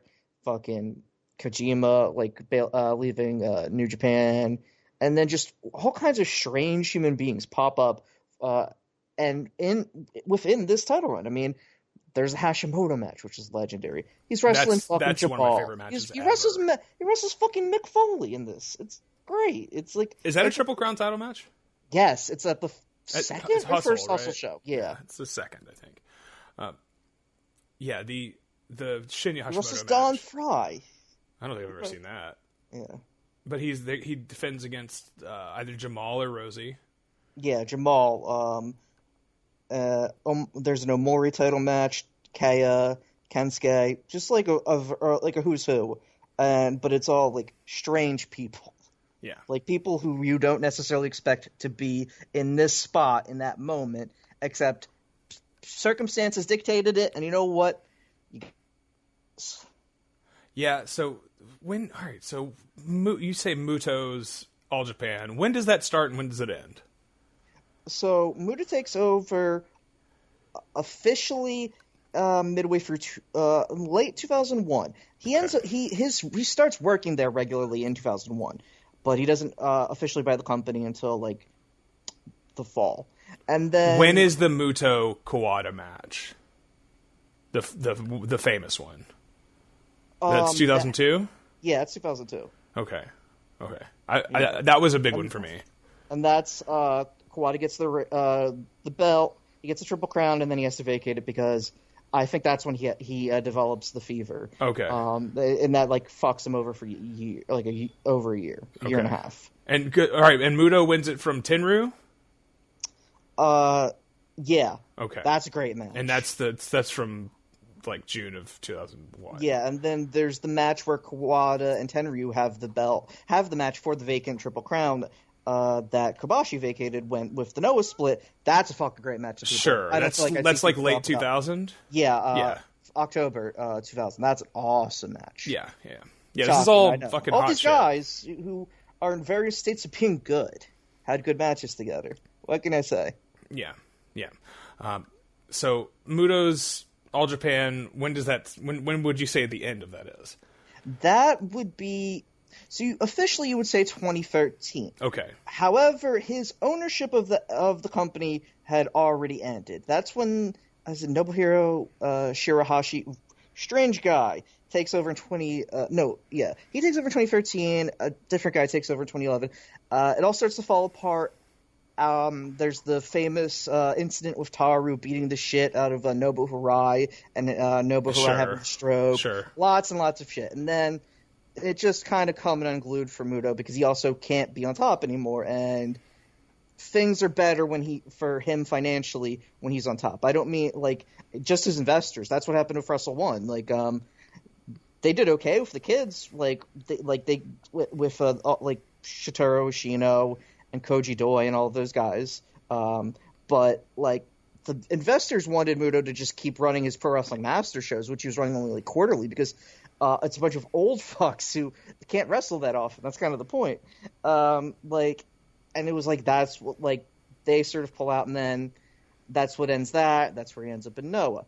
But that Wrestle One forms officially in 2013. They take the majority of the roster. All Japan becomes buoyed by the Burning Stable from Noah coming over. So fucking Akiyama, Shiozaki, Kotaro which we Suzuki. have referred to a bunch of times, of course. And then that's what gets us to Akiyama's All Japan. Right. It's so crazy that Muto ended up in Noah and finished his career there. Yeah. It's very strange. All right. So, yes. All right. So, September 2004. Nishimura he's like bounced around. He's sort of a journeyman. He's been in New Japan for a lot of his recent career, right? He was a New Japan guy. However, various things have sort of kept him from achieving all he could in New Japan. His style obviously is hard to translate as the main event ace guy, but also he is. It's also a weird period for New Japan because it's a weird period for all the pro wrestling in Japan. The money's gone. Unless you are running those Noah Dome shows where you are pumping out every single dream match you can think of, it was hard to make money. Right. And then he eventually leaves with Fujinami for the Muga promotion itself in 2006. But he's kind of allowed to do what he wants on freelancing at this point in time. Okay. He has on a freelance run, and he's sort of having this run with All Japan through the summer and late and fall of 2004. He wrestles Muto. He's in the teams with Muto in the tag league late in the year. And he's just he's doing what he wants. And this is a great spot for him to show his stuff in the main event because you can do Mick Foley's challenging for the Triple Crown, not on an All Japan show, but there's Muto's going with whatever works, whatever he thinks might be. Well, good, this is so unique. This is not at all a fucking classical All Japan match, anyways. No. Which is what makes it so interesting. So that is sort of the whole thing here, is Kawada trying to wrestle a Nishimura match, but in the end refusing to. All right, so what happens at the beginning of this? Taioke is attacking Kawada? Weird, like RO and D, I think is when... Yeah, that was Taioke's group. They attack fucking Kawada at the beginning, and then he somehow fights him off with Taichi or something. Yeah, you can't see what's going on. It's very weird. I don't know why they went with that angle, aside from the idea of to weaken Kawada for... Sure. So, but it's very good. It's goofy. When he comes to the ring holding his eye. Yeah. And Nishimura ambushes him on the floor, which is cool. Nishimura's still with his towel around his neck. Yeah, he throws him onto the fucking Timekeeper's table. The fucking Timekeeper does over them, does the fucking ring of the bell, which is very funny. Yes. So the rudely rings the bell before they've even gotten in the ring. I don't think that really would fly. Yeah. He lifts him and gives him a shin breaker under the press table. Mm-hmm. Kawada's in the crowd with a bunch of kids. Very funny. A bunch of kids sitting second row, technically, at this All Japan show. I hope they had a great time.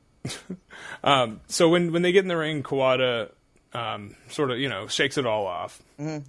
He does his he adjusts his waistband like Giant Baba. Yeah. And then he's just got this casual intensity and all his basic holds. He gets Nishimura in a head scissor, and you just see him controlling his breathing, and then he'll grimace when he tightens it a little bit, and he's one of the greatest facial wrestlers of all time. Oh yeah. Nishimura head stands out of the head scissor, elbows Kawada right in the eye, Pops him. It's great. and then he grabs an arm bar. Kawada fucking knee drops his way out. It's like straight up like basic hold and escape by brute force. Yeah. And with like two different kinds of very charismatic guy, because like Kawada's like he's being stoic, he's being Kawada. Nishimura has like he's very he's got like a cosmopolitan vibe about him. He's got like a very distinct charisma. He's not dandyish, but he's doing the fucking gestures to the crowd. It's different. It's very I like cool. cosmopolitan. I think that fits. Yeah. Then Kawada just a few times in the match, but early on he decides he's got no time for it. He throws him to the floor, sends him into the rail, into the post, then the rail again, and chops and kicks, and he leaves him laying on the floor. When Nishimura tries to climb back in, Kawada gives him like a running boot to the face, sends him back down. It's just classic champion bullying. Nishimura's going to have to fight just to get back in the ring. And then when he does, he stands in the apron, European uppercuts and headbutts to get back in. But Kawada drills him with some kicks to the chest and grabs the half crab, stomping on Nishimura's head as he turns him over. Real good shit. There's a lot of like rakes and washes to the face by each one, like throughout the match in various holds. And in the leg lock, general. yeah, Nishimura Cool. turns the half grab into sort of a leg lock, and then they trade sort of boot scrapes to the face in the leg lock until Kawada rolls into the ropes. And then Nishimura grabs an Indian deathlock, falls backward onto the map twice to crank the legs before beautifully bridging backwards. It looks like in slow motion. Grabs the head and the neck, the Muda lock. That's a very funny thing to do in this moment. Very like he is enjoying the moment as like the New Japan guy. Yeah, and, like, that's a New Japan his move. old buddy. Yeah, who owns the company now. And he's like, I don't know about that. It's great. It's got a lot of charm to it. And he continues after the leg. He drapes it over the middle rope and uppercuts the leg. He gives Kawada some uppercuts to the jaw. Kawada stands tall and absorbs them, and then there's an elbow from Nishimura that lands, and Kawada does this classic late sell, where he like powers through the initial shot, and then 2 seconds later he has to like turn and like fucking adjust his jaw. It's like a classic Kawada selling. He's the best at that. And Kawada comes back with the soccer kicks to the forehead, the Kawada kicks, as they're often called. He charges in, but gets dropped toe hold by Nishimura, who goes for a spinning toe hold. A drop toe hold into a spinning toe hold. But Kawada kicks him in the face from his back. Nishimura then maintains control of the foot, hits a killer fucking dragon screw, locks in a figure four. Yeah. And then Kawada gets out of that. He tries to kick with the right leg, but Nishimura makes him pay for it. Takes him down, delivers a knee drop off the middle buckle onto the leg. Yeah. And then he's been doing the uppercuts to the leg too. Yeah, the uppercuts to the leg, yeah. And then the spinning toe hold, Dorrance Funk, and into another figure four. This is a great segment. This figure four, it's like 3 minutes. It's great. Kawada tries to roll it, but he can't. So then they trade slaps in the figure four, like Flair and Steamboat. Yeah. Kawada manages to turn the hold over once, then twice. Nishimura keeps rolling it back to center. Yeah. He's got the strength. He's got the youth and strength advantage. He's got the technique on that advantage. That is communicated. Yeah. Which is fine. Doesn't do anything to diminish Kawada here. But no, that's the thing with the figure four is there's so much built-in psychology. There's so many different things you can do with it, even though it is just a move that you've seen a billion times. But there's so much history, So, rolling it over to reverse the leverage or whatever, right? But whatever. But the idea that once you've rolled it over, it's just as easy for the guy to roll it back. So he could roll into the ropes and break it, but it's just as easy for him to go back the other way and get it back to the center of the ring. And then when he he like sort of lifts like crab-like, his hands behind his back, lifts his whole butt up off the fucking mat, like really hyperextending Kawada's leg even further. And then eventually, the way Kawada gets out of it, he rolls all the way over, and he could just hold on to it and the leverage or whatever, right? You roll a figure four over, that hurts the other guy, famous whatever. Yeah. But this is his chance to finally grab hold of the mat and pull himself to the ropes, because he would rather get out of it than find himself rolled back over in it. Exactly, because his leg is already doing worse. Like, his leg is doing worse than Shimura's would if he tried to hold it in. He would have to hold it in for 5 fucking minutes. Well, and that's the other thing. Just not worth doing. I think the idea is also that just because you've put the leverage on the other guy, your legs are still tied up and it's still doing damage to you. It's just a move that has, like I said, built-in psychology. There's so much you can do with it. We've talked about this before. It's like, so obviously it's the hyperextending the straight leg, but like the bent leg with the bent knee is also, because it sucks and it's fucking scary. It's like, this sucks. I don't want to. Even if you're a pro wrestler, like, you've lost control of that leg. You just have to. It's like, nope, we're not, like, Kawada's not known for his good legs at this point in time. You know? Yeah, I have become over the years less concerned with the idea that you need like the leg that is straight needs to be the leg that you are working. Yeah. Just because people don't know, unless you've been in a figure four, unless you like have tried it on your friends and realized where the pain would come from if it was a shoot. Yeah. Like, you're not gonna know. You're not gonna care. You would just assume it's the bent leg. Yeah. Which I think people often do. And I believe here, he's been working the right leg, and it's the right leg that's bent. So they are doing it, in theory, incorrectly. Yeah, he's been doing it. He's been attacking both legs, but that's also how you do a figure four. The right leg is supposed to be bent. Yeah. Like, because it's just, it works better. And working the left, working the right, whatever the difference, I'm pretty sure most of the time I've seen Ric Flair do it, it's been on the same leg, whether he's working that leg or not, Yeah. That's a case of mastering your own technique of it anyway. Like, it'd be better. You want to do it the way that works best for you. Damn if it doesn't necessarily work. Yeah, most to hurt the guy.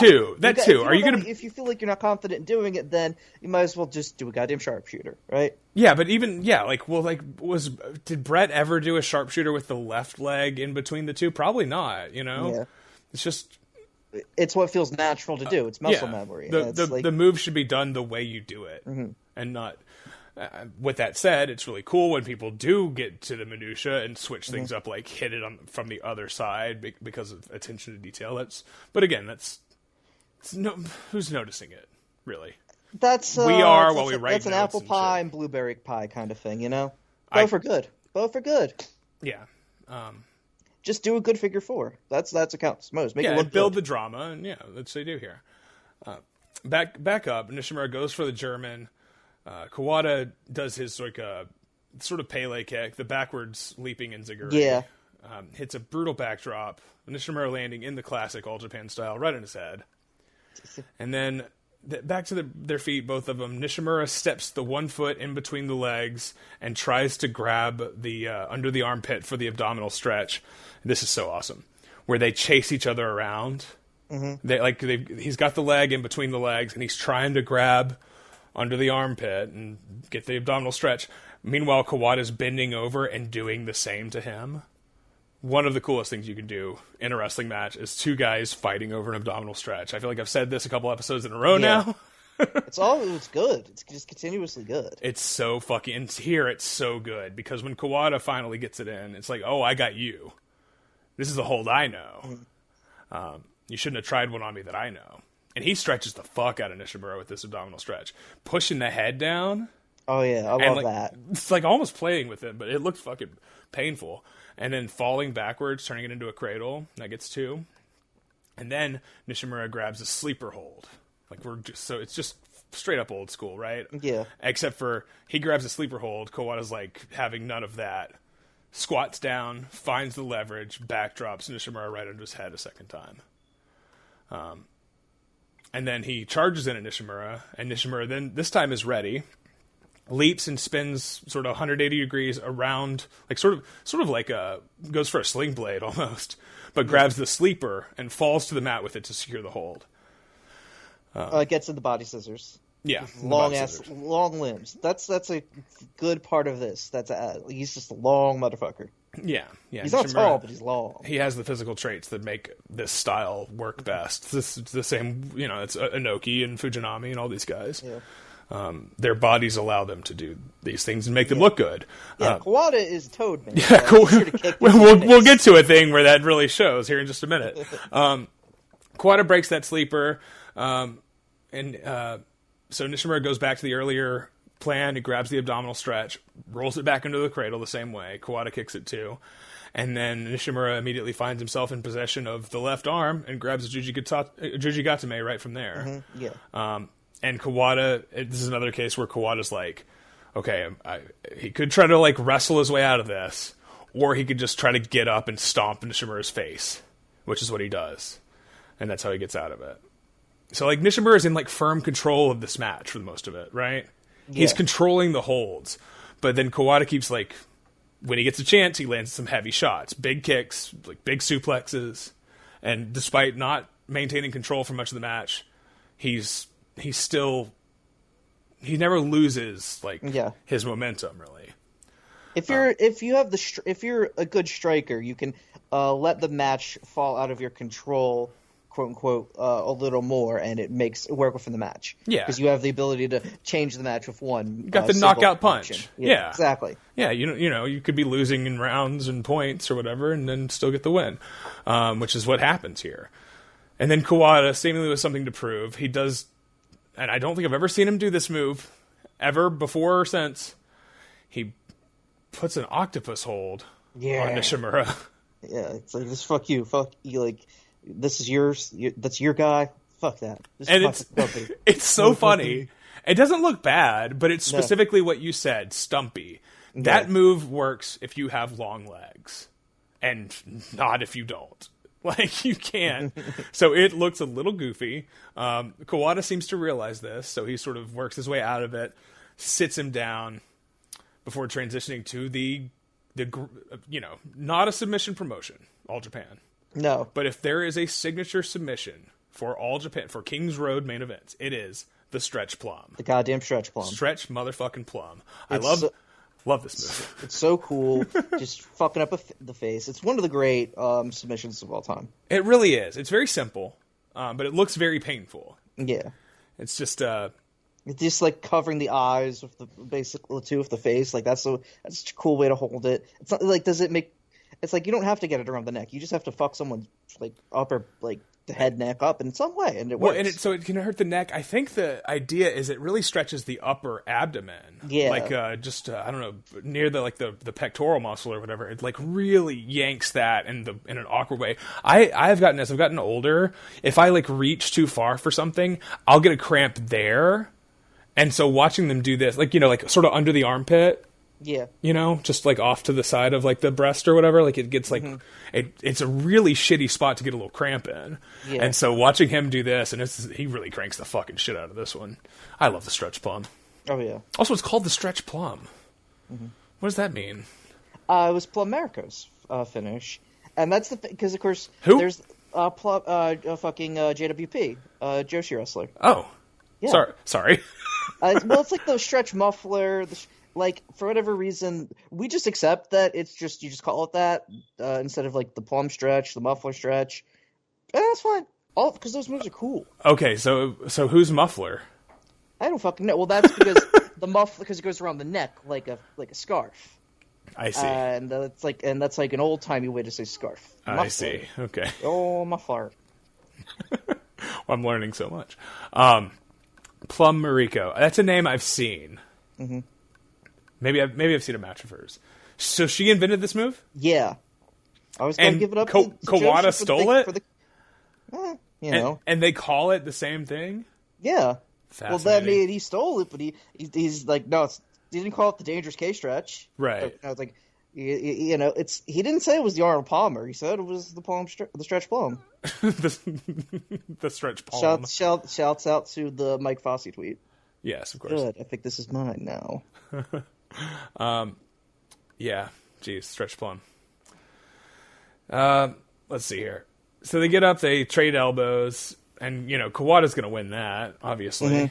And then Kawada goes for the enziguri. Nishimura, one of my favorite things in all of Japanese wrestling, is blocking a strike by making two fists, putting your forearms together, and putting them in front of your face.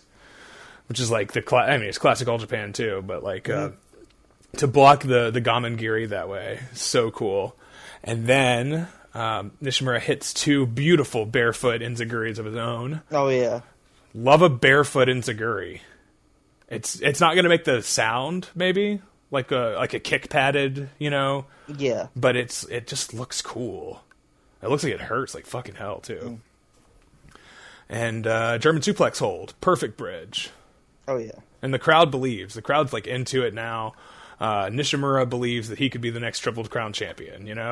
Locks in the octopus hold. Transitions from that into the dragon sleeper. The spirit of Inoki, the spirit of Fujinami, the spirit of Fujiwara, Billy Robinson, Gotch. It's all there. And then, but Kawada just manages to get out, break all of it.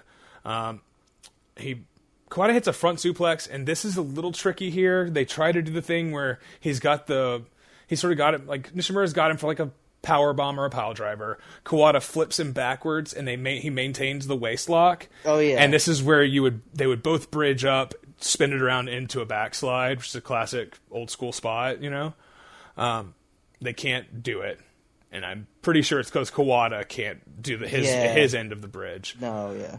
But that's okay because Nishimura does get one backslide for two, gets another backslide for two. One of the great backslide artists of all time. He's great. Yeah, it's fantastic. Beautiful backslides. And so he's going for the backslides, goes for an O'Connor roll. Yeah, very explicitly. Which is a cool thing to do. Yeah. I mean, so yes, but that's the thing. He's doing NWA. Yeah. But this is not the NWA. This is the King's Road. And that's not how you win the world championship on the fucking road. Kawada just obliterates him with a brainbuster. Because that's how you win the fucking Triple Crown championship. Not with an O'Connor roll, not with a backslide, not with a sunset flip, or a fucking double arm suplex. You kick the touchdown. Yeah. You do a brainbuster. That gets 2.9. Then you hit a power bomb. Oh, that got 2.9? Kawada only has one thing left to do. Sits him up, kicks him in the face as hard as he can. Face. Looks him directly in the eyes, kicks him in the side of the head as hard as he can. And that's it. Excellent stuff. It's fucking awesome. It's such a smart match. It's such like it's so rewarding if you know these guys and you know the contrast in styles. It's like there's more it's depth very complimentary to both. Yeah. They both like Kawada more than Nishimura, but they both try to work each other's style here and there. It's really cool. I'd never even heard of this match. This is really, really worked for me this time. Main event time, everybody. Yeah, I could talk more about that, but we got a certain other guy we're gonna talk about. Yeah, March 2nd, 2002, from Tokyo, Japan. It's 0-1 at Sumo Hall, and we have Shinya Hashimoto versus Masato Tanaka. Oh, I love Hashimoto's music. Oh yeah, I love his entrance. It's such a hype up theme. Well, it's got like two intros. It's got like an intro leading into another intro into the song, and like the crowd like reacts to it, and then Hashimoto. Well, so they're saying Hashimoto, but they're fitting a 4-syllable name into a 3-syllable rhythm. I'm pretty sure. That's how I've always read it. At least. Yeah, it's like they're gonna have to trail it off a little bit. Hashimoto. Like that's how I've always heard it. And it's like in rhythm with the music, and then there's the big flags. The big 0-1 flags that were at all the 0-1 shows. Yeah. The vertical flags. What are those called? They're like banners. Yeah. Or they're called banners. There's a lot of heraldry going on. It's very fucking, Game of Thrones. They call them banners. Raise the banner. I don't know. I don't know about England stuff, but I know about Game of Thrones. You're not a flag guy. You're a wrestling guy. No, I'm not a flag guy. Don't care for it. Don't salute it. Yeah, this is another one of those very early, like, first Japanese matches I saw. Because the 0-1 stuff was, they had like American guys there. They had Carino, and they were the first Japanese company to have a partnership with Ring of Honor. I want to say, more or less, yeah. Because I was at the show where that was the Ring of Honor show I went to in 2002, where the main event is Tanaka and Otani against Carino and Loki. Yes. Yeah, which is a weird matchup, but all those guys are going hard. Yeah. And so I had seen this show, or I'd seen this match at least. I don't know what the context would have been if I had gotten a compilation from somebody on CCW fans or whatever, but this is an early one for me. And this might have been the first time I ever saw Hashimoto. Like, it might have been, actually. So Tanaka has some kind of NWA title. No, that is Hashimoto's World Heavyweight Championship. And okay, which he's going to lose very soon to Dan Severn, who is going to be stripped of it for the formation of TNA. Whatever. But he's like, Tanaka takes the belt, and he just looks at it, and then he fucking kicks it away. Like, he punts it. Get the shit out of my face. He dropped, like, NFL style punts it. He drops it and kicks it out of the ring. Like, just really cool. I didn't know. It looked like the NWA title. I wasn't sure exactly. Mm-hmm. And then Hashimoto just beats the shit out of him. And that's basically the whole match. Tanaka has offense, but this is kind of a competitive squash. It is. Hashimoto will fucking bump for him. He does. Like, he bumps and sells for him, but... Oh, he doesn't feel selfish. Yeah, no, but he is, like, he is going to make Tanaka within the context of him being his boss, him being the god of this company. He's like, okay, well, give me everything you have. If you are not going to give me everything you have, I will not give you anything back. That is the kayfabe thing of it. Like, because obviously this is all about hierarchy. This is all about, it's like, it's not like it's not bullshitting around in terms of like, it's not meta like that. It's just like, that's literally what it is. That is what, it's like, you're my employee. I pay you. Why am I paying you? Why? Take it to me. You want to take it to me? Take it to me. Do it. I'm not afraid of you. See, the thing with Tanaka is that he was like an FMW guy, ECW or whatever, right? Yeah. Hashimoto, Otani come from New Japan. Yeah. I don't really understand how 0-1 formed. Oh, goddamn. Hashimoto's... I mean, he's in bad-ish terms with Inoki, but it's like... Right. Well, there was this stuff with Ogawa. Ogawa. Yeah. But it's like, so 0-1 is going to be a splinter brand from New Japan, in theory. Doesn't really work out that way because Hashimoto gets his own investors. He gets the right people for cable. He gets the right people to put on the shows in big ass arenas. They're not putting on a lot of shows the first couple of years. They just run every 2 or 3 weeks. So every show's big. Every show is the size. Every show feels huge. It's great. And he's got a lot of different partners. Battle Arts guys are coming in. Working with All Japan. He's working with everybody. It's like he's just putting on big ass shows. So Otani is has gotten to the point where it's like, well, I don't think I'm going to make it as a heavyweight there. Hashimoto says, if you don't think you're going to make it as a heavyweight there, let's try to make it work as a heavyweight here. Fuck it. What do we got to lose? And so Otani never worked as a heavyweight in New Japan, right? No. But yeah, he goes off to like a fucking excursion in like fucking Nova Scotia and shit. Like like all those weird that's when he builds himself up as a heavyweight. But he's never a heavyweight in his initial run with New Japan. Right. Okay. And he's getting older. He wants to slow it down a little bit. And it's like, and he wants to, I mean, he's still only like in his, late 20s, but it's like, really? Well, it's now, it's like, I mean, he was just balding forever. He's just like, bald. Okay, that's it's like that. It's like, this is the time. If I'm going to do it, I'm going to strike while the iron's hot. Let's see what I can do. Yeah. So then Okay, Tanaka, he does work as a heavyweight a little bit. He does he does work as a heavyweight a little bit in New Japan. I forgot that he had a fucking IWGP challenge, but like primarily Against he is a who? junior, Kensuke. okay, But that's in February of 2001. I don't even think so that's when 01 is starting. Yeah, exactly. I don't think 01 has had its first show by that point. Yeah, Um, and I mean, Yuji Nagata is in the main event of that show, right? In the tag. yeah, it's Akiyama and Misawa versus Hash and Nagata. Yeah, that's such a crazy collection. It's a good match, obviously.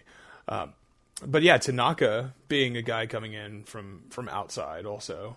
It's just a really interesting collection of talent. And this is a match that you wouldn't assume. I mean, I don't know. Hashimoto, did he have a relationship with FMW? Maybe a little bit? Like, He did. He and Kota Fuyuki were very close. right. That's the deal. Yeah. Yeah. And obviously They have an explosion match? Or no, the explosion match is him and Goto. It's him and Kanemaru. And Kanemaru, yeah. Kanemaru. Yeah. And that's Wayne where Kanemaru. He takes... Holds the urn. It was supposed to be with Fuyuki, but Fuyuki dies, and it's like he fucking explodes with Fuyuki's ashes. Yeah, he holds the urn and just runs into them, like voluntarily runs into the explosion. That's what I'm thinking of. Yeah, so a lot of ins and outs, obviously, in this match and how this would have happened. They've never wrestled each other before this. I would have to imagine, right? Maybe in a tag, but not in a singles. No. Yeah. And yeah, I mean, there's not much Tanaka can do. Tanaka, not really an offensive. I mean, he had some big moves. He obviously had the Diamond Dust and the Tornado DDT and shit. But when I think of Tanaka, I think of him taking power bombs out of the ring. First and foremost, he's got the big elbows and forearms, and he throws some crazy. I mean, he gets hashed down, and he's fucking laying him in on the back of his leg. That's great. That looks so cool. He's got the fucking rolling elbow. He gets an awesome near fall with that. He's got the big running, leaping, the Dengen elbow. Yeah, he's not like a dynamo offensive, but he's a guy who throws himself into his shit and like commits. And that's like, I mean, he commits to getting his ass beaten, but he commits to trying to beat ass too, which is perfect for a perfect opponent for Hashimoto. Right. You know, when Hashimoto doesn't no sell necessarily, but he doesn't give him a whole lot. He's treating him. He's like, I'm your dad right now, man. Yeah, I'm your dad. He hits him with a fucking drop kick, which is always funny when Hashimoto leaves his feet. And then Tanaka's on the floor, and this is the part of the match that I remembered the best, was when Tanaka's on the floor, Hashimoto goes to the apron and does something that I don't think I've ever seen him do in any other match. He jumps off the apron. Tanaka is laying on his side. He's worse. He's face down and sort of on his side, yeah. And it's a double stomp to the back, which I will say hurts way worse than the chest, as someone who has taken both. And Hashimoto nearly eats shit on the guardrail. It's so funny. Crazy. He fucking splayed on that. It's awesome. You do a double stomp. In theory, you bend your knees on impact, to minimize the damage to, like, the shoot damage to the opponent. And also just so you don't fall face first. Yeah. But he doesn't do that. He locks his knees. They're locked in place, and he falls face forward. And he grabs the rail on his way down to stop himself from fully face planting. I remember that specifically for some reason. And then Hashimoto beats the shit out of him with stomps and fucking slaps. And he's shouting at him, and Tanaka's on his back shouting up at him, and they're just there's a lot of chatter in this match. And let's see here. Hashimoto retreats to the floor at one point after some harsh elbows, and Hashimoto was the guy who'd powder. He'd powder from time to time, which is cool. It's also dramatic where he goes to the floor and he looks up in the ring and gives one of those looks. Yeah, and says a couple things because he's fucking scary. It's like you piss the bear off, and now he's going to take a second and think about how he's going to kill you. Back in, so Hashimoto goes to the floor, shakes the leg out, and then back in, Tanaka stomps his knee, and then he makes the mistake of slapping Hashimoto in the face, which just wakes him up. The crowd goes, ooh. And Hashimoto basically just says, do it again, pussy. And Tanaka sort of backs away, and then Hash just levels him with a palm. more bully kicks while he's down. Gets Tanaka up to his feet, kicks him square in the fucking jaw. Man, it's so good. Tanaka is down with his head like under the turnbuckles. Yeah. And Hashimoto climbs to the top rope, just above him. It's like his head is under the buckle. And he jumps off, and he gives him another double stomp. Like to the gut, almost. Yeah. It's just fucking rude. It's not a jumping double. Because that implies that he bends his knees. He does not bend his knees. He just steps off. Yep. And then, yeah, he eggs him on some more. Hashimoto's just talking shit the whole match. DDTs him for 2. Talks more shit at him. Fucking Tanaka can't do shit except for get up and apologize, basically. Mm-hmm. And then Hashimoto does that running elbow drop. And then he does that fucking leaping back senton. Mm-hmm. It's just a massacre. Like, I don't know. I'd say Tanaka maybe gets 15, 20% of the offense in this match. Yeah. He makes it count. He's swinging, but it's not a match for him to beat his dad's ass here. It's a match for him to get his ass beat. Yeah. And look tough. Yeah. Look like a guy who deserves to be there. He's not going to win. Nobody wants him to win. Nobody thinks he's going to win. But he's he's supposed to look like he belongs, and he looks like he belongs. Sure. It's like a trial match. Another DDT. Tanaka kicks it too. Hashimoto grabs a sort of head scissor, like head and arm lock. Mm-hmm. The crowd chants for Tanaka, who makes it to the ropes. And then Hashimoto, at this point, seems like he is done toying with him. He's like, going to go for the brainbuster. But Tanaka flips out and hits the roaring elbow, and that gets a 2. And I think that's the only pinfall that he attempts on Hashimoto in the entire match. Yeah. Tanaka tries to grab like a $1 million dream sort of sleeper. And Hashimoto just hilariously just shrugs it off without any effort. Just like pushes him away, kicks him in the chest as hard as he can. And then this is the finish, basically. We're already there. Tanaka is on his hands and knees. Hashimoto yells at him again, drop kicks him while he's down, lifts him up, delivers one of the harshest fucking brainbusters you've ever seen. Yeah.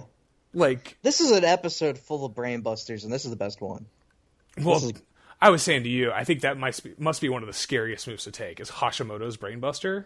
That vertical drop brainbuster. He brings him straight down. The vertical drop brainbuster comes from this guy, basically. Sure. He does it to like Booker T. You ever see that? It's like I think, yeah. It's him and Junji Harada's tag title run. Is it it's like 96? Yeah, something like that. Yeah, it's an insane one. I can remember it so well for whatever reason maybe because it's Booker T. It's like, and I have a personal that's not a guy you it. expect to get spiked on his brain. Yeah, by Hash. Yeah, and this is one of the sickest ones. Though there's the one he does to, I think he does one to Kawada in that 04 Triple Crown match. That's also like really harsh. It's always like how did his feet land behind him? Or not in front of him. No, behind him. How did his feet landed at the same time as his head, and at the same in the same spot? You know, it just seems scary. Scary move to take. So yeah, that's it for Tanaka. Never stood a damn chance. Not a squash. Kind of a squash. I mean, it's a little bit, but it's sick. Was this the main event of this show? No, main event is. Fucking Ogawa and someone. Okay, I was gonna say. I think if I was, it might be Ogawa and Otani. I might leave unhappy if this was the main event of the show I went to, because it just feels like it's not competitive enough. Ogawa and Otani. I mean, I bet that's also kind of a squash, honestly. 0-1, cool company. Hashimoto, great wrestler. Tanaka too. Tanaka, hell of a guy. He's bald now, unfortunately. He finally looks old. It's sad, but he's still going. He's still cool. Yeah, he's got a good look. I think the shaved head looks good on him. I have not seen a Tanaka. Well, no, that's not true. I watched Tanaka. He wrestled. He was in that tag. It's him and Sekimoto versus the Astronauts. Oh yeah, at the Big Japan New Year's Eve show. Yeah. He looked good as fuck in that. He looked really good. He could still work. No. Yeah. Despite his, what you have to assume is 1,000 concussions. He's he's still going. He still looks like he's still a tough motherfucker. I think there's a limited amount of concussions you can have. I think at a certain point, it just stops doing that. Yeah. The brain just doesn't have any more left to give. And it's just like, you lose your gag reflex for your brain. It's like, that's what it is, man. Yeah. And that can't be taught. Only learned. Yeah, this white matter ain't so white anymore, all right? Yeah. And that's it. Yeah, hell yeah. That's the show. A good show. I think that was a good episode, my friend. Oh, yeah. They're all good. Bucky? Oh, yeah? I'd like to wish you a happy birthday, my friend. Oh, thank you. I wanted to do it in a nice formal way. I didn't want you to call me out on it. You called me out like I was running my glass jaw. Yeah, well, I thought you were going to message me early this morning and say it. No, I was going to do it. Well, I was going to... I don't know. I don't think I had a plan, frankly, but I was going to do it at some point in the day, or say it to you directly, because we had a podcast on your birthday. I'm partially joking, of course, but I do appreciate it. Happy birthday to you as well. Thank you. Happy birthday out there to all those who celebrate. Mm-hmm.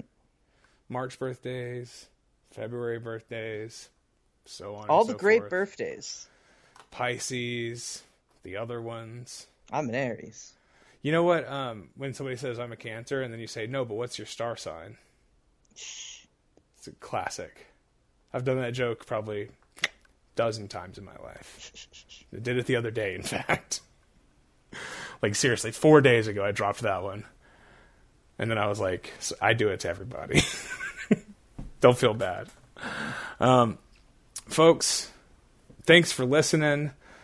Leave us a review on Spotify or Apple Podcasts. Subscribe on YouTube. Subscribe wherever you get your podcasts. Follow us at Touching Blood on X app, where everybody is normal and they're making a lot of good ad money, I'm pretty sure, these days. Follow us on Instagram, Wrestling is Gross. Follow us on the assorted other things. Blue Sky, I don't know. Wherever else you think it would be fun to follow us. Leave us a comment or a rating on Spotify. I did say that. I did. What about Serious Podcasts or whatever it's called? Oh, I don't know. Sure. I don't know because they killed Stitcher, which was fine. They killed Stitcher. They blew the Chicken Man up. Yeah, we're gonna have our farewell to Skype, aren't we? I've been thinking about that. We gotta have a good episode for Skype farewell. I don't know what that entails because there's not really a theme on that. It's just we gotta use we gotta use Teams or some stupid shit like that now. Great. We do like the best of the WWE Thunderdome because all those people were like basically on Skype. Yeah. Yeah, that's what we'll do. The Skype era. The Skype era. Yeah, our Skype era is coming to a close, and we'll have to figure out... we can't use Microsoft Teams. I don't want to use fucking Teams. If you have any suggestions, folks, when I recorded with Phil and JR, we used Zoom, but I'm pretty sure... Did we use Zoom? Yeah, we used Zoom, but I'm pretty sure the host of the chat has to have a paid license for the meeting to go longer than 60 minutes or something. I don't know. Sucks. Yeah, I don't know if that's true. He was on his wife's account. It said Chelsea on there, so it was funny. Shouts out to Chelsea Schneider. Shouts out Chelsea Schneider, a saint to deal with that. It was tough enough for me to record an hour with him. I can't imagine living with him every day. Oh yeah, check that out. I'm doing a show with Phil Schneider and J.R. Goldberg, The Way of the Blade, The Canon. I don't know how many episodes we're going to do of that. I think he was like, we'll do like 5. And then me and JR were like, hang on. We got like a dozen. So the next one of those will be recorded this week, I think. So check that out. And yeah. Death to America. Death to America. Even more than as much as ever before, and then some. Yeah, it is. It's just gotta go. Always getting worse. It's a wrap. Folks, thank you so much for listening. Thank you. We'll be back with should do something very glass and deathmatch focused because we haven't done that in a minute. So let's do like CCW or something next time. Absolutely. All right. Hell yeah. All right. Thanks, guys. Thank you, everybody. Bye bye. Bye bye. Bye.